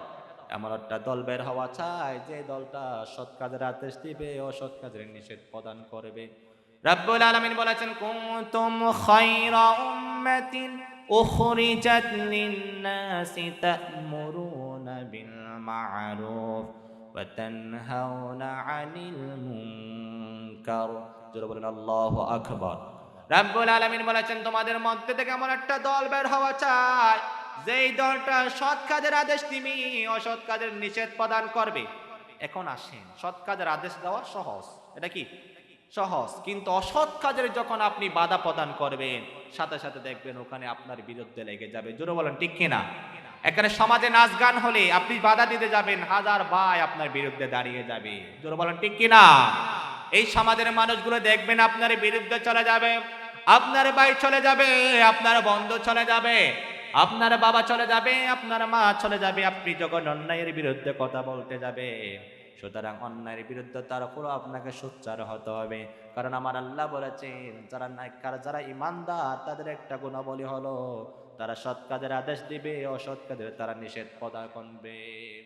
আর অসৎ কাজ যখন আপনি নিষেধ করতে যাবেন, তিনটা পর্যায়ে করতে হবে। কয়টা পর্যায়ে? তিনটা পর্যায়ে। মান রাআ মিনকুম মুনকারান ফালইউগাইয়িরু বিয়াদিহি ফাইন লাম ইয়াস্তাতি ফাবিকলবিহি ফাইন লাম ইয়াস্তাতি ফাবিলিসানিহি ফাইন লাম ইয়াস্তাতি ফাবিকলবিহি ওয়া যালিকা আযআফুল ঈমান। রাসূলুল্লাহ সাল্লাল্লাহু আলাইহি ওয়াসাল্লাম বলেছেন, তোমরা যখন সমাজে অশ্লীল কাজ করতে দেখবে, নাম্বার 1 প্রথমে তোমাকে হাত দ্বারা প্রতিহত করতে হবে। কি দ্বারা? হাত দ্বারা। এখন দেখেন আপনার ক্ষমতা নাই, কি করবেন এখন আপনি? আপনার কথার মাধ্যমে, বক্তব্যের মাধ্যমে, নসিহতের মাধ্যমে তাকে ওই কাজ বাধা প্রদান করতে হবে। তাও সম্ভব হচ্ছে না, কি করবেন আপনি? ওয়াযালিক ফাইন লাম ইয়াস্তাতি ফাবিকলবিহি, অন্তরে ঘৃণা করা। তার মানে হলো আপনি ওখানে যাবেন না, আপনার পরিবার পরিজন যারা আছে তাদেরকেও সেখান থেকে বিরত রাখবে। প্রিয় ভাইয়েরা, সেই জন্য মনে রাখতে হবে, ইমানদার যারা তারা সৎ কাজের আদেশ দিবে। আল্লাহ বলেছেন যারা ইমানদার এবং যারা আমল সালিহাত করেছে, সৎ কাজের আদেশ দিয়েছে, অসৎ কাজের নিষেধ প্রদান করেছে, আমার আল্লাহ পাক রব্বুল আলামিন বলেছেন ওই মানুষগুলো নাকি না ক্ষতিগ্রস্তের মধ্যে না। কিসের মধ্যে না? ক্ষতিগ্রস্তের মধ্যে না। আল্লাহ আমাদের প্রত্যেককে এই 4টা দলের মধ্যে আসার মতো তৌফিক দান করে, সকলে বলে আমিন। প্রিয় ভাইয়েরা, একটু দরুদ শরীফ পড়ি। আল্লাহুম্মা সাল্লি আলা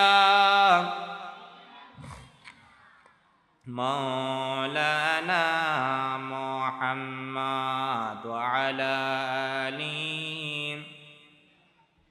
মাওলানা মুহাম্মাদ। হাজার বেতাবেদনার পরে ফিরে আসনি তুমি আপন ঘরে,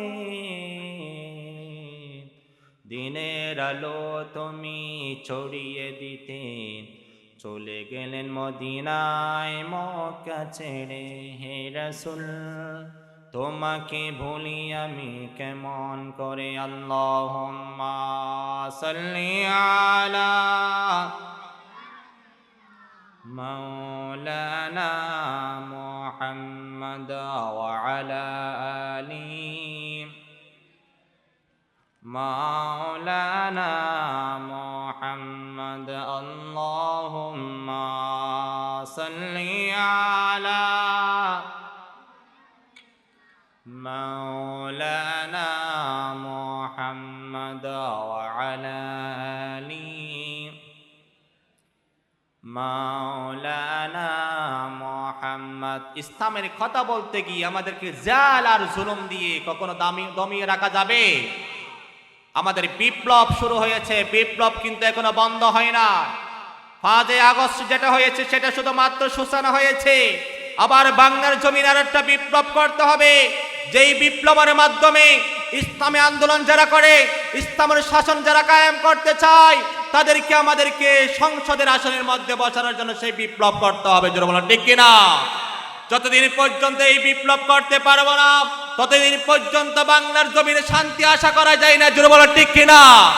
শান্তি যদি পেতে চান কোথায় যেতে হবে? শান্তি যদি পেতে চায় কোথায় যেতে? কোরআনের কাছে আসতে হবে। কোথায় আসতে হবে? শান্তি যদি আপনি পেতে চান কোরআনের কাছে আসেন, কোরআন আপনাকে শান্তির পথ দেখিয়ে দিবে। জোরে বলেন ঠিক কিনা? জেল, জুলুম, নির্যাতন, নিপীড়ন, অত্যাচার করে মুসলমানকে দমানো রাখা যাবে না। এই মুসলমানরা হচ্ছে আবু বকরের উত্তরসূরি, হযরত ওমরের উত্তরসূরি, হযরত উসমানের উত্তরসূরি। এই মুসলমানরা হলো আল্লামা সাইদি, মতিউর রহমান, গোলাম নিজামের মতো, গোলাম আজমের মতো উত্তরসূরি। জোরে বলেন ঠিক কিনা? এই মুসলমানদেরকে বাংলার জমিনে তাদেরকে দমিয়ে রাখা যাবে না। দমিয়ে আপনি রাখতে চাইলে রাখতে পারবেন না। মুসলমানরা জীবন দিতে শিখেছে, তারা রক্ত দিবে, তারপরে বাংলার জমিনে তারা ঈমান দিতে প্রস্তুত নয়। যারা বলেন ঠিক কিনা? রক্ত যদি প্রয়োজন হয় আবারও রক্ত দিবে, জীবন যদি প্রয়োজন হয় আবারও জীবন দিবে, তারপরে বাংলার জমিনে মুসলমানরা ইসলামী শাসন কায়েম করে ছাড়বে ইনশাআল্লাহ। জেলে ভরে জুলুম করে এমন ভাঙা যাবে না। জোরে বলেন ঠিক কিনা? জেল জুলুম দেখে আমাদেরকে দমিয়ে রাখা যাবে? জেলে ভরে জুলুম করে এমন ভাঙা যাবে না। অত্যাচারের শিকল দিয়ে এমন বাধা যাবে না। বলুন না, ছেলে বলে জুলুম করে এমন ভাঙা যাবে না, অত্যাচারের শিকল দিয়ে এমন বাধা যাবে না। মোরা শক্ত হব সীসার মতো। কিসের মতো? সীসা ডালা পাথরের মতো। আল্লাহ বলেছেন, ইন্নাল্লাহা ইউহিব্বুল্লাযীনা ইউকাতিলুনা ফী সাবিলিহি সাফফান কাআন্নাহুম বুনিয়ানুম মারসুস। জোরে বলেন আল্লাহু আকবার। তোমরা সেভাবে আল্লাহর রাস্তায় জিহাদ করে একটা সীসা ডালা প্রাচীরের মতো। সেই সীসা ডালা প্রাচীর যখন একটা জায়গার মধ্যে দাঁড়াইয়া যায়, ইটগুলো যখন আলাদা আলাদা তাকে দেখবেন, ইটগুলো আপনি নাড়তে পারবেন। যখন সীসা ডালা প্রাচীর হয়ে যাবে, আপনি হাজারো ধাক্কা দিতে পারবেন, আপনি কিন্তু ওই প্রাচীরটা নাড়াইতে পারবেন না। আল্লাহর জমিনে যদি আপনি আল্লাহর আইনকে বাস্তবায়ন করার জন্য যদি আল্লাহর জমিনে আপনি যদি জিহাদ করার জন্য যদি নামিয়ে যান, তাহলে মনে রাখতে হবে আপনাকে সীসা ডালা প্রাচীরের মতো দাঁড়াতে হবে। হাজারো কষ্ট করবে, নির্যাতন দিবে, আপনাকে জুলুম করবে, অত্যাচার করবে, তার উপর এক মুহূর্তের জন্য আপনার কাঙ্ক্ষিত পথ থেকে আপনি সরতে পারবেন না। সেজন্য মোরা শক্ত হব সীসার মতো, আসবে আসুক বাধা যত। বলেন না, মোরা শক্ত হব সীসার মতো, আসবে আসুক বাধা যত। লক্ষ প্রাণের ঘুম জড়াব, দিক পরাজয় মানব না, দিক পরাজয় মানব না, দিক পরাজয় মানব না, দিক পরাজয় মানব না। হতাশ কেন বন্ধু তুমি, পরম শপথ নাও, আন্তে সুদিন কণ্ঠে তোমার বিপ্লবী গান গাও। জোর বলেন ঠিক কিনা? সেই সুদিন যদি আপনি আনতে চান, করে শপথ গ্রহণ করুন। আপনি ইসলামকে কায়েম করার জন্য জীবন দেওয়া প্রয়োজন হলে জীবন দিবেন, জান দেওয়া প্রয়োজন হলে জান দেওয়ার জন্য কে কে আমরা রাজি আছি? হাত তুলি, জোরে বলুন লিল্লাহি তাকবীর। আল কোরআনের আলো, সংসদে জালো, বিপ্লব বিপ্লব। নবী মুদের শিখিয়ে গেছেন জিহাদ করে বাঁচতে হবে। এই মানুষদের, ইমানদারদের একমাত্র সম্বল হলো জিহাদ, জিহাদ ফি সাবিলিল্লাহ। আজকে আমরা জিহাদ থেকে সরে যাওয়ার কারণে, জিহাদ থেকে দূরে সরে যাওয়ার কারণে আজকে মুসলমানদের এত নির্যাতন, নিপীড়ন, দুর্মন, ঠিক কিনা? নারায়ে তাকবীর। প্রধান আলোচকের আগমন, জিহাদি ভাইয়ের আগমন। প্রিয় ভাইরা, আমার ভাই এসে গেছেন, অনেক কথা বলেছে, অগোছালো কথা। আল্লাহ পাক রব্বুল সর্বপ্রথম আমাকে এবং আপনাকে যেই কথাগুলো বলেছি আমল করার মতো তৌফিক দান করে, সকলে বলে আমিন। প্রিয় ভাইরা, নাম্বার 1 কথা বলেছিলাম, আল্লাহর সাথে শিরক করা যাবে না, মানুষের উপর জুলুম করা যাবে না, মানুষের উপর মানুষকে হত্যা করা যাবে না। যারা হত্যা করে, মানুষের উপর জুলুম করে, তারা সমাজে কি টিকে থাকতে পারে? বিগত সালে পেসিস্টরা থাকতে পেরেছে? থাকতে পারে না। জালেমদের অন্তর্ভুক্ত হয়ে যায়। নাম্বার 2, মানুষকে অন্যভাবে হত্যা করা যাবে না, মিথ্যা সাক্ষ্য দেওয়া যাবে না। যারা জুলুম করে আল্লাহ তাদেরকে অবকাশ দেয় কিন্তু ছেড়ে দেয় না। আল্লাহ আমাদের প্রত্যেককে জুলুম থেকে, ফিতনা, মানুষের উপর অত্যাচার করে থেকে আমাদের প্রত্যেককে হেফাজত করে, সকলে বলে আমিন। আল্লাহ আমাদের প্রত্যেককে চূড়ান্ত পর্যায়ে ইসলামের জন্য জান এবং মাল দিয়ে যেন আমরা কাজকর্ম, ইসলামকে সময়, ইসলামকে আল্লাহর জমিনে প্রতিষ্ঠা করার জন্য যেন আমরা সময় দিতে পারি মতো তৌফিক দান করে, সকলে বলি আমিন। ওয়া আখিরু দাওয়ানা আলহামদুলিল্লাহি রাব্বিল আলামিন। আসসালামু আলাইকুম ওয়া রাহমাতুল্লাহ। আজকে মুসলিম জাতিরা অধপতন হয়েছে না? হয়েছে কিনা?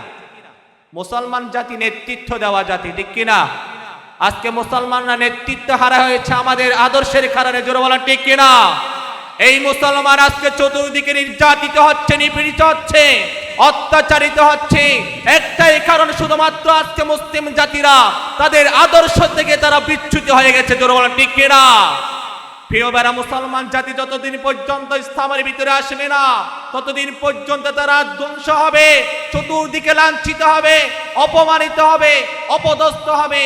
সেই মুসলিম জাতিরা অপদস্থ থেকে যদি আমরা বাঁচতে চাই, আমাদের কিছু উপায় আমাদের গ্রহণ করতে হবে। জোরে বলেন ঠিক কিনা? নাম্বার 1, গুনাহ থেকে আমাদেরকে বেঁচে থাকতে হবে।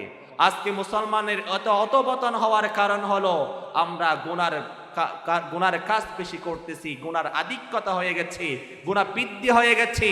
আজকে দেখেন পৃথিবীর জমিনে প্রতি জায়গায় জায়গায় ভূমিকম্প হচ্ছে। এগুলো কেন হচ্ছে? এগুলো আমাদের হাতের ইনকাম। কিসের ইনকাম?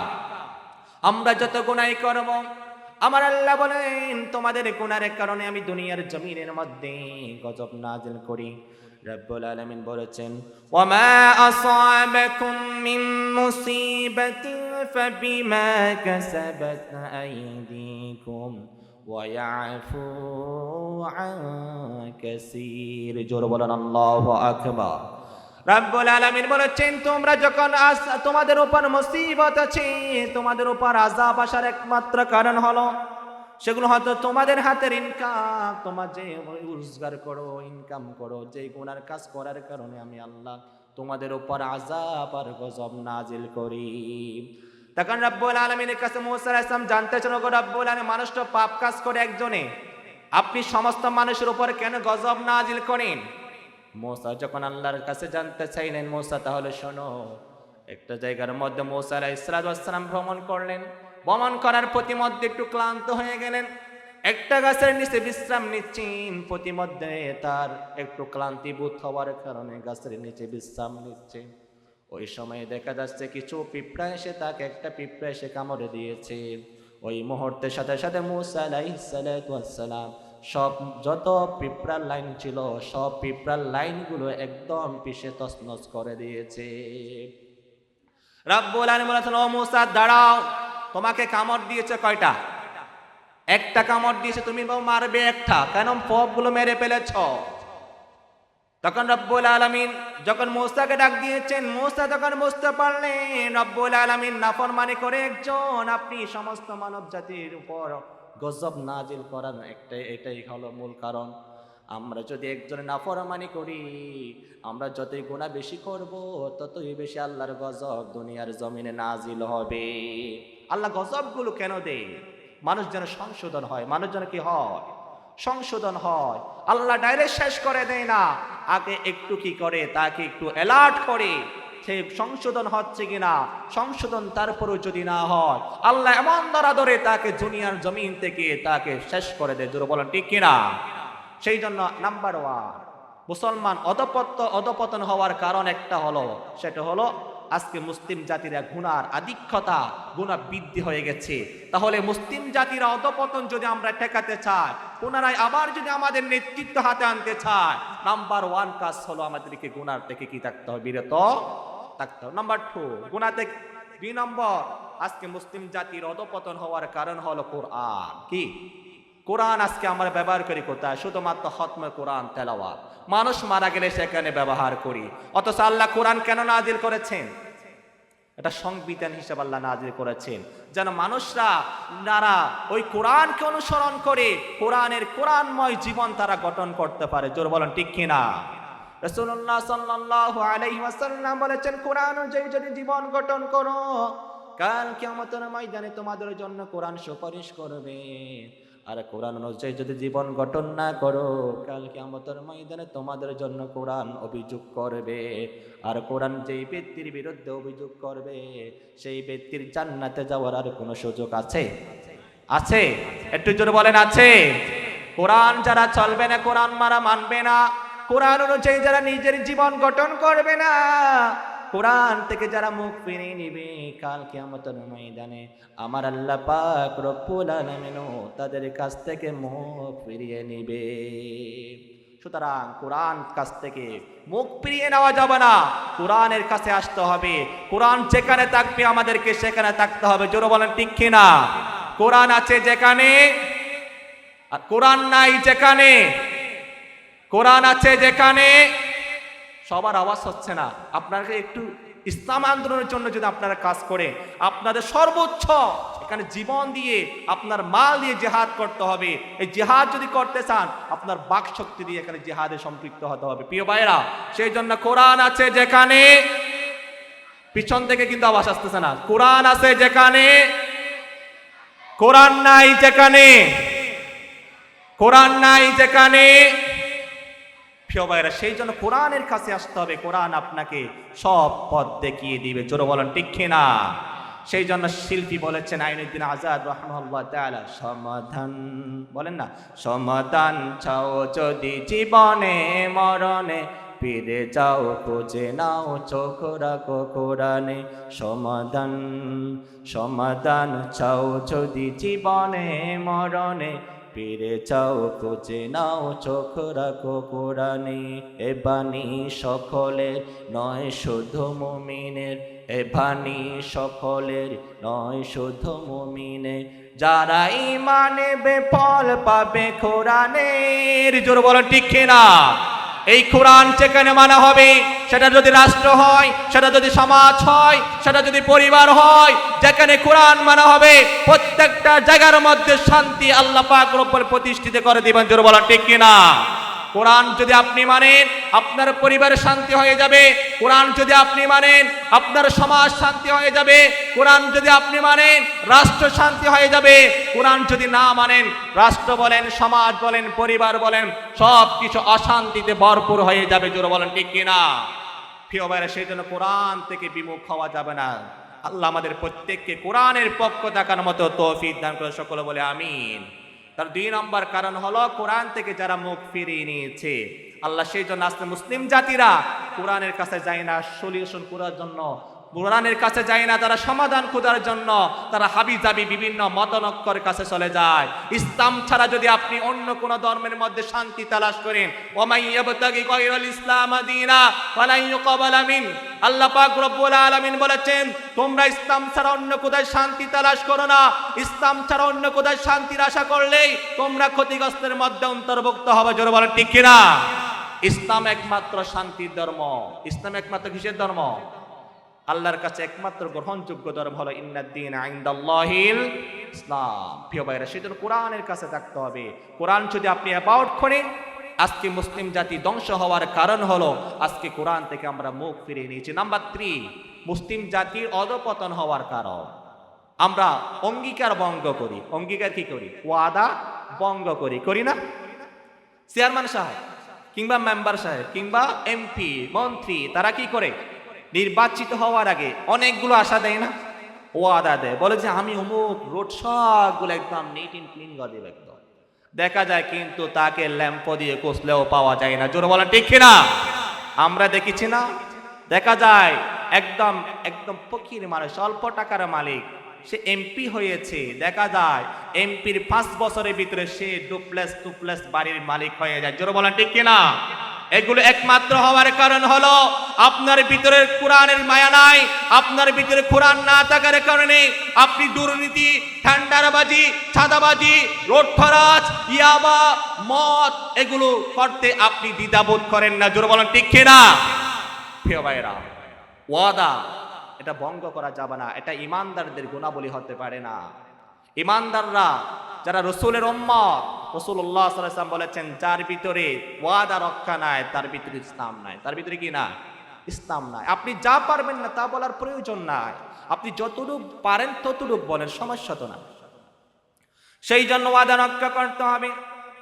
আল্লাহ পাক রব্বুল আলামিন বলেন, যারা ওয়াদা রক্ষা করে না, ওয়ালা রাসূলুল্লাহ সাল্লাল্লাহু আলাইহি ওয়াসাল্লাম বলেছেন, ওয়ালা হাদারা কওমুন বিল আহদি ইল্লা সাল্লাতা আলাইহিমুল আদু, যারা ওয়াদা রক্ষা করে না, রাসূল বলেছেন ওই সমস্ত মানুষদের উপর আমি আল্লাহ একটা কি করে দিই।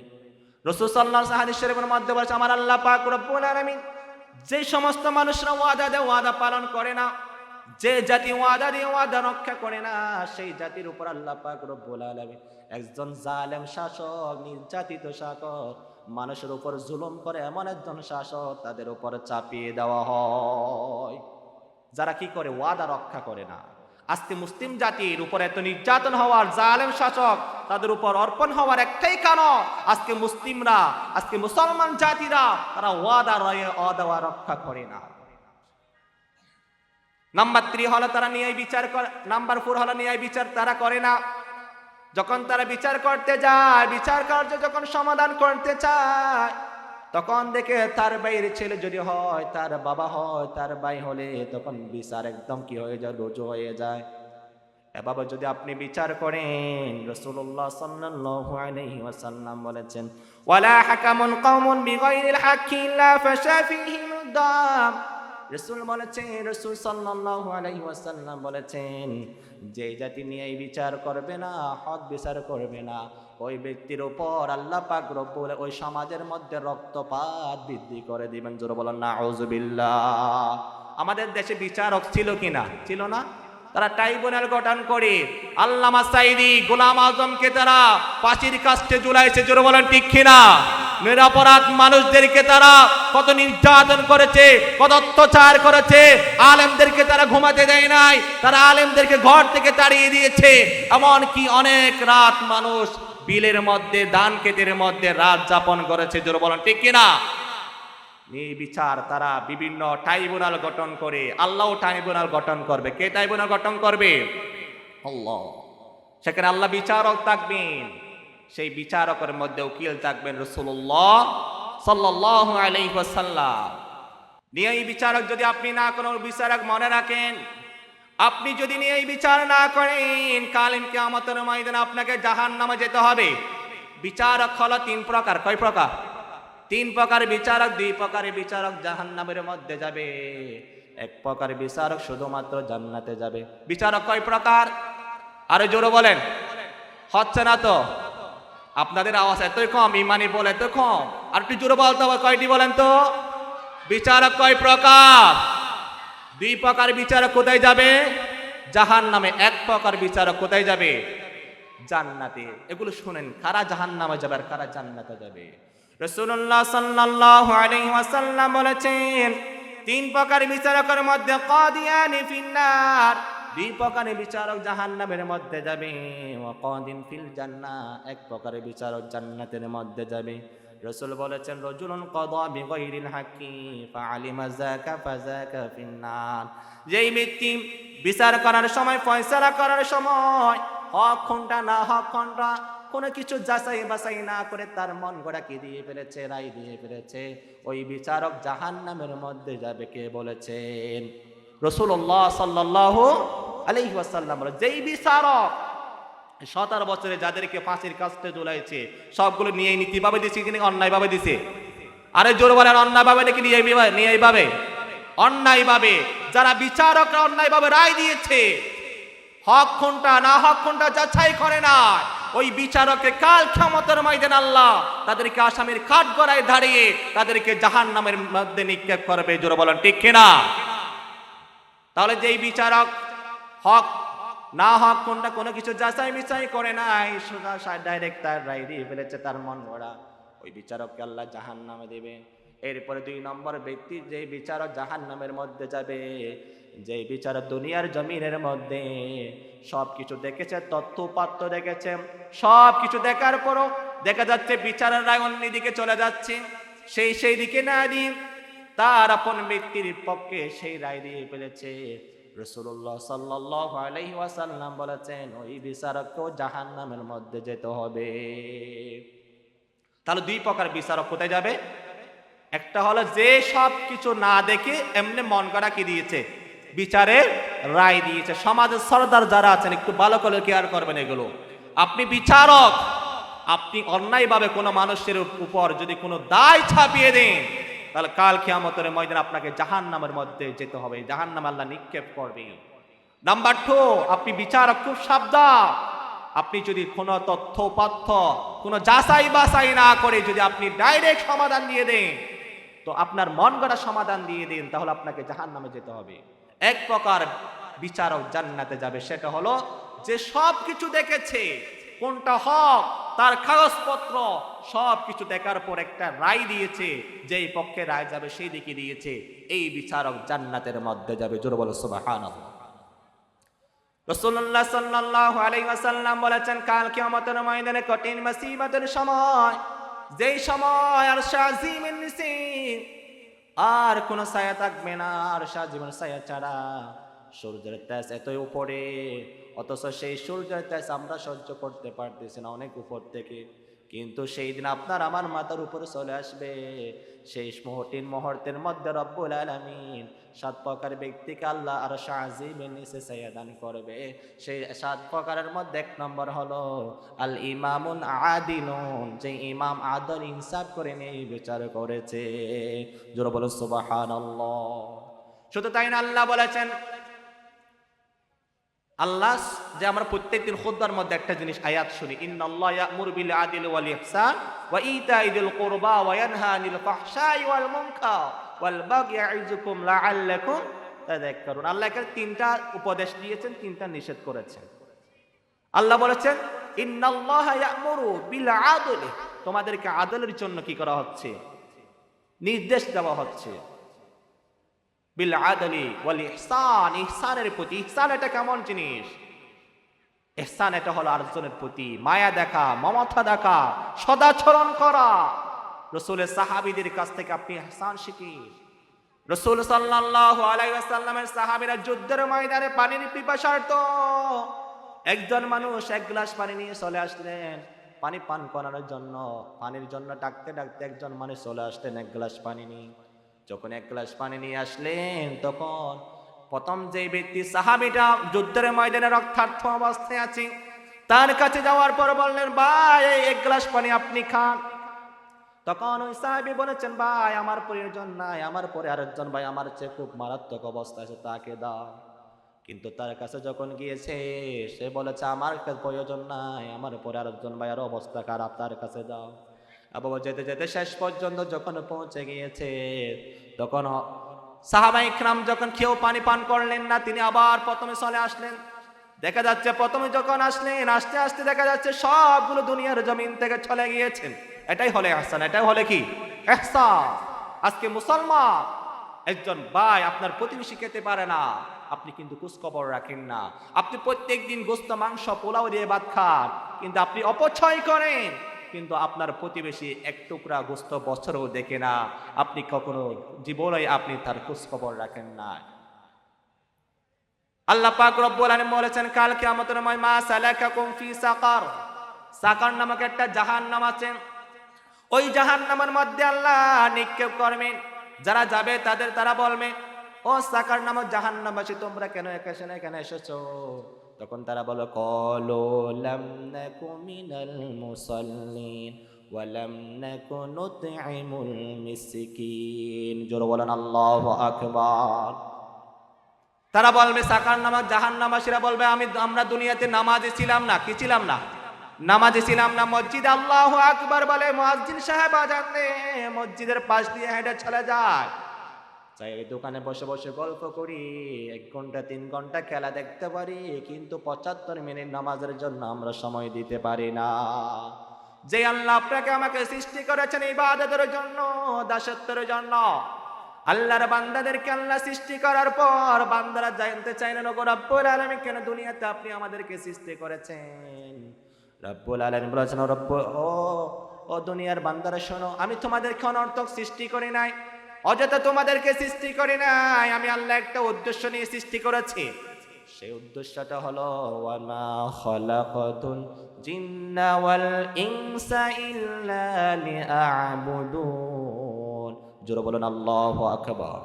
রব্বুল আলামিন বলেছেন, আমি তোমাদেরকে আমার দাসত্ব করার জন্য পাঠিয়েছি, আমার দাসত্ব করার জন্য সৃষ্টি করেছি। তোমরা আমার গোলামি করবা। গোলামি কতদিন পর্যন্ত করবে? ওয়া'বুদু রাব্বাকা হাত্তা ইয়াতিয়াকাল ইয়াকিন। ইবাদত ততদিন পর্যন্ত করতে হবে মৃত্যু আপনার আমার যতদিন হয় না। জোরে বলেন ঠিক কি না? প্রিয় ভাইরা, তাহলে যারা ন্যায় বিচার করে না, এই ন্যায় বিচার না করার কারণে মুসলিম জাতির আজকে অধঃপতন। ইবনে তাইমিয়া বলেছেন, আল্লাহু ইয়ানসুরুল দাওলাতাল আদিলাহ ওয়া ইন কানাত কাফিরা। কোন একটা কাফের রাষ্ট্র, ওখানে যদি আদল থাকে, ইনসাফ থাকে, নীতি থাকে, ন্যায় নীতি থাকে, আল্লাহ সেখানে সাহায্য পাঠাবেন। জোরে বলেন সুবহানাল্লাহ। তবে আপনি যদি মুসলিম জাতি হয়েছেন, ইমানদার জাতি হয়েছেন, মুসলিম রাষ্ট্র, কিন্তু ওখানে যদি আদল ইনসাফ না থাকে, আল্লাহ ওখানে কি পাঠাবে না? সাহায্য পাঠাবে না। প্রিয় ভাইরা, সেই জন্য ন্যায় বিচার করতে হবে। এরপরে 4 নম্বরটা হলো, 5 নম্বরটা হলো সুদ। আবার ঘুষ ভিত্তিক যে লেনদেন আছে ওটা আপনাকে ত্যাগ করতে হবে। আজকে মুসলিম জাতির অধপতন হওয়ার কারণ হলো মুসলমান জাতি আজকে সুদকে ব্যবসার মতো মনে করেছে। জোরে বলেন ঠিক কিনা? রব্বুল আলামিন বলেছেন আহাল্লাল্লাহুল বাই'a ওয়া হারামার রিবা। রব্বুল আলামিন বলেছেন তোমাদের জন্য ব্যবসাকে হালাল করা হয়েছে আর সুদকে তোমাদের জন্য হারাম করা হয়েছে। আর যারা সুদ খায় রাসূলুল্লাহ সাল্লাল্লাহু আলাইহি ওয়াসাল্লাম বলেছেন আকিলুহু ওয়া মুকিলুহু ওয়া কাতিবাইহি ওয়া শাহিদাইহি। রাসূলুল্লাহ সাল্লাল্লাহু আলাইহি ওয়াসাল্লাম বলেছেন যারা সুদ খায় আর যারা সুদ প্রদান করে এবং যারা সুদের সাক্ষী থাকে এবং যারা সুদ লিখে সমস্ত চার প্রকার মানুষরা হলো ওহুম সাওয়া, প্রত্যেকে সমান অপরাধী। আর সুদ খাওয়া মানে হলো সবচেয়ে ছোট গুনাহ হলো নিজের মায়ের সাথে কি করা? জিনা করা। কি করা? জিনা করা। আর সবচেয়ে বড় গুনাহ হলো আল্লাহ এবং রাসূলের সাথে যুদ্ধ ঘোষণা করা। জোরে বলেন নাউযুবিল্লাহ। আল্লাহ এবং রাসূলের সাথে যুদ্ধ করে কেউ টিকে থাকতে পারবে? পারবে না। যে যুদ্ধ করতে চাইবে সে ধ্বংস হয়ে যাবে। প্রিয় ভাইরা, সেই জন্য এই কাজগুলো করা যাবে না। এরপরে 6 নম্বরে হলো জিনা, ব্যভিচার, বেহায়াপনা। যখন সমাজের মধ্যে আজকে মুসলিম জাতির বৃদ্ধি হয়েছে, মুসলমান জাতির ভিতরে যখন জিনা, ব্যভিচার, বেহায়াপনা, ফাহিশা কাজ যখন বৃদ্ধি হয়েছে, তখন আল্লাহ পাক রব্বুল আলামিন এই মুসলিম জাতির নেতৃত্ব তাদের কাছ থেকে কাড়িয়ে নিয়েছে।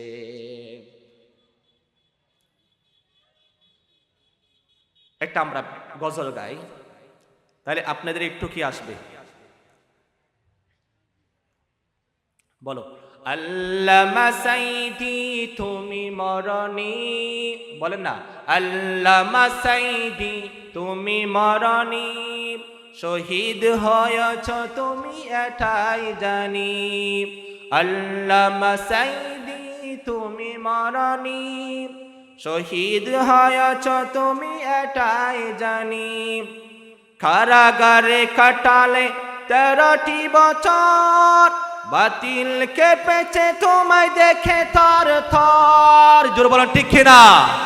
আল্লামা সাইদির একটা কথাই বাংলাদেশের যারা ভারতীয় যারা ছিল, আধিপত্য ছিল, তাদের শরীরে আগুন লেগে গেছে। জোরে বলেন ঠিক কিনা? আল্লামা সাইদিকে এই যে 16ই ডিসেম্বর কিছু নেপথ্য বাংলাদেশে করে থেকে গেছে, তারা শুধুমাত্র মুক্তিযুদ্ধ খোঁজায়, তারা টুপিওয়ালা রাজাকার হিসেবে তারা সম্বোধন করে, টুপিওয়ালা দাড়িওয়ালা তাদেরকে। জোরে বলেন ঠিক কিনা? তাদের উদ্দেশ্য সেটা না। তাদের উদ্দেশ্য হলো মুসলিম জাতিকে, মুসলিম ধর্মের অবমাননা করা, এটাই তাদের উদ্দেশ্য। জোরে বলেন ঠিক কিনা? তারা আল্লামা সাইদিকে তারা অপমান করতেছে না কেন? তারা আল্লামা সাইদির দাড়ি এবং টুপিকে অপমান করতেছে। জোরে বলেন ঠিক কিনা? জাতি দেখেছে আওয়ামী লীগের আমলে কোন দলের মধ্যে সবচেয়ে বেশি রাজাকার ছিল, দেখেছি কিনা? আওয়ামী লীগের মধ্যে কত ছিল? 8000 প্লাস ছিল। আবার কিন্তু এরপরে যারা ছিল তাদের আরো বেশি ছিল। এরপরে জামাত ইসলাম ছিল 37 জন, কিন্তু 37 জন পাওয়ার পর দেখা যাচ্ছে ওদের চেয়ে অনেক সদ্গ, অনেক কম, কিন্তু তার উপরও জামাত ইসলামকে তারা রাজাকার সম্বোধন করে। তোর বলেন ঠিক কিনা? এতগুলো রাজাকার হিসেবে তাদেরকে আসলে সম্বোধন করতেছেন। এগুলো কি করতে চাচ্ছে জানে? এগুলো হচ্ছে তারা তাদের আধিপত্য, ভারতীয় দালাল এই দেশের মধ্যে তারা বাস্তবায়ন করতে চায়। জোরে বলেন ঠিক কিনা? এটা মুসলিম রাষ্ট্র, এখানে ভারতের আধিপত্য বিস্তার করা যাবে না। মুসলমান জাতি একবার জেগেছে, আবারও যদি তাদের জাগতে হয়, তারা সমাপ্ত সূচনা করেছে চূড়ান্ত বিপ্লব পর্যন্ত। কে কে জীবন দেওয়ার জন্য, রক্ত দেওয়ার জন্য কে কে প্রস্তুত আছেন? হাত তুলে দেখা। লিল্লাহি তাকবীর। আল কোরআনের আলো, আল কোরআনের আলো। সংসদে জ্বালো, ঘরে ঘরে জ্বাললে হবে না। এখন কোথায় জ্বালতে হবে? সংসদে জ্বালানো ছাড়া জীবনে শান্তি আশা করা যায় না। কোরআন জ্বালাইতে হবে এখন সংসদে। এখন শুধু আর ঘরে ঘরে বললে হবে না। দুর্নীতি বন্ধ করতে চাইলে কোথায় জ্বালাইতে হবে? সংসদে। প্রিয় ভাইরা, সেই যে আল্লামা সামিদি যখন সবসময় তত্ত্বর যখন কম্পন দিতেন, যখন বক্তব্য রাখতেন, তখন বাতিলদের অন্তরে তাদের কম্পন সৃষ্টি হয়ে যেত। জোরে বলেন ঠিক কিনা? সুতরাং এই দেশের মধ্যে কোনো বাতিলরা ঠাঁই পাবে না, জালেমরা কখনো এই বাংলার জমিনে স্থান পাবে না। জোরে বলেন ঠিক কিনা? প্রিয় ভাইরা, সুতরাং জিনা, ব্যভিচার, বেহায়াপনা সমাজের মধ্যে মুসলিম জাতিরা তারা আজকে তাদের ভিতরে নেওয়ার কারণে এই মুসলিম জাতি আজকে অধপতন হয়েছে। এরপর আরেকটা জিনিস, সেটা হল ওজন কম দেওয়া। কি কম দেওয়া? ওজন কম। 1 নম্বর জিনিস 2 নম্বরে বলে বিক্রি করে, বলে না? না, 2 নম্বর জিনিস 1 নম্বরে বলে বিক্রি করে। ওজনও কম দেয়, ভালো জিনিসগুলো নিচে রাখে না, কয়েকটা জিনিস উপরে ভালো দিয়ে দিকে নিচে দেখা যায় সবগুলো ধোঁকাবাজি। আছে না? যারা কাঁচামাল বিক্রি করে, যারা কাঁকরোলা কিংবা ফল কিংবা শশা কিংবা টমেটো এগুলো যারা বিক্রি করে, দেখা যায় উপরে সব পিটপাট, ভিতরে সদরঘাট। ভিতরে কি? সদরঘাট। এই অবস্থা বর্তমান। এগুলো করা যাবে না। যারা ধোঁকা দেয়, রাসূলুল্লাহ সাল্লাল্লাহু আলাইহি ওয়াসাল্লাম বলেছেন তারা আমার উম্মত নয়। প্রিয় ভাইরা, ওজন কম দেওয়া যাবে না। আজকে মুসলমান জাতির ওজন কম দেওয়ার কারণে তাদের আজকে অধপতন হয়েছে। এই অপরাধের কারণে আল্লাহ পাক রব্বুল আলামিন শাসকের জুলুম সহ অনেক মুসিবত এই দুনিয়ার জমিনের মধ্যে রব্বুল আলামিন কি করবেন? নাজিল করেন। আজকে ওজন কম দেওয়ার কারণে ওজনের মধ্যে আপনি খারফির করতেছেন। আপনি যেখানে 1 কেজির মধ্যে 1000 গ্রাম প্রয়োজন ছিল, আপনি সেখানে 1000 না দিয়ে 955 দিয়েছেন। আপনি আর 45 চুরি করেছেন। এটার কারণে আপনি মুসলমান হন, আপনি আজকে নেতৃত্ব হারা হয়েছেন এই কারণে। সুতরাং এই জিনিসগুলো আমাদেরকে সংশোধন হতে হবে। এরপর হলো 7 নম্বরে, মতভেদের কারণে আজকে আমরা দলবদ্ধ হয়েছি। মতামত হালকা একটু পার্থক্য হলে আমরা দলে দলে বিভক্ত হয়ে যাই। মুসলমান, কোরআন কয়টা? আবার বলেন না, কোরআন কয়টা? একটা। রাসূল নবী কয়টা? আমাদের প্রত্যেকের শেষ নবীর নাম কি? হযরত মুহাম্মদ সাল্লাল্লাহু আলাইহি সাল্লাম। আল্লাহ আমাদের প্রত্যেকের এক না? তাহলে আমরা হারার একমাত্র কারণ হলো এই অপরাধগুলোর কারণে। প্রিয় ভাইরা, এই অধপতন থেকে যেটা আমরা বাঁচতে চাই, কিছু উপায় আছে। কি আছে? কিছু উপায় আছে। নাম্বার 1, আপনাকে আমাকে ঈমান মজবুত করতে হবে। কি করতে হবে? ঈমানটাকে মজবুত করতে হবে। ঈমান এটা একটু হালকা হুমকি দামকি আসলে সরে যাওয়া যাবে না। আপনার ভিতরে ঈমান যদি থাকে, জীবন এটা আপনার আমার, এটা কার? একটু বলেন, এটা কার? কথা বলে না। জীবনটা কার? আরো জোরে বলতে হবে, জীবনটা কার? আর একটু জোরে বলতে হবে, জীবনটা কার? আল্লাহর দেওয়ার জীবন। আল্লাহর কাছে বিয়ে করতে কি আমাদের কোনো দ্বিধাবোধ আছে? সেই জন্য আল্লাহ বলেছেন, আল্লাহর কাছে আমরা সব কিছু বিক্রি করে দিয়েছি। কিসের বিনিময়ে? জান্নাতের বিনিময়ে। কিসের বিনিময়ে? আচ্ছা, মনে করেন আপনার কাছ থেকে একজন মানুষ একটা জমিন ক্রয় করেছে, তা আপনাকে তো টাকা দিছে। কি দিছে? টাকা। টাকা দেওয়ার পর আপনি কি জমিন আর দাবি করতে পারবেন? পারবেন না, কারণ জমিন আপনার কাছ থেকে টাকার বিনিময়ে ক্রয় করে নিয়েছেন। রব্বুল আলামিনও আপনার আমার কাছ থেকে আপনার আমার জান, আপনার আমার সম্পদ সব কিছু আল্লাহ পাক রব্বুল আলামিন ক্রয় করে নিয়েছেন।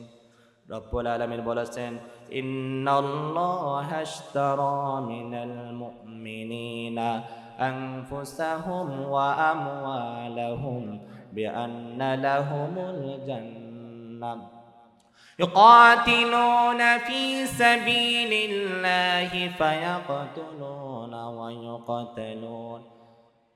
অন্য কোনো কিছুর মধ্যে শান্তি আশা করা যাবে না, শান্তি তালাশ করা যাবে না।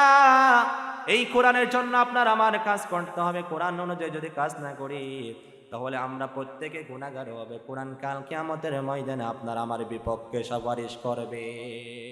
প্রিয় ভাইরা, সেই জন্য কোরআন অনুযায়ী আমল করতে হবে, কোরআন অনুযায়ী মানতে হবে, নিজের জীবনটাকে কোরআন অনুযায়ী সাজাতে হবে, পরিবার কোরআন অনুযায়ী সাজাতে হবে।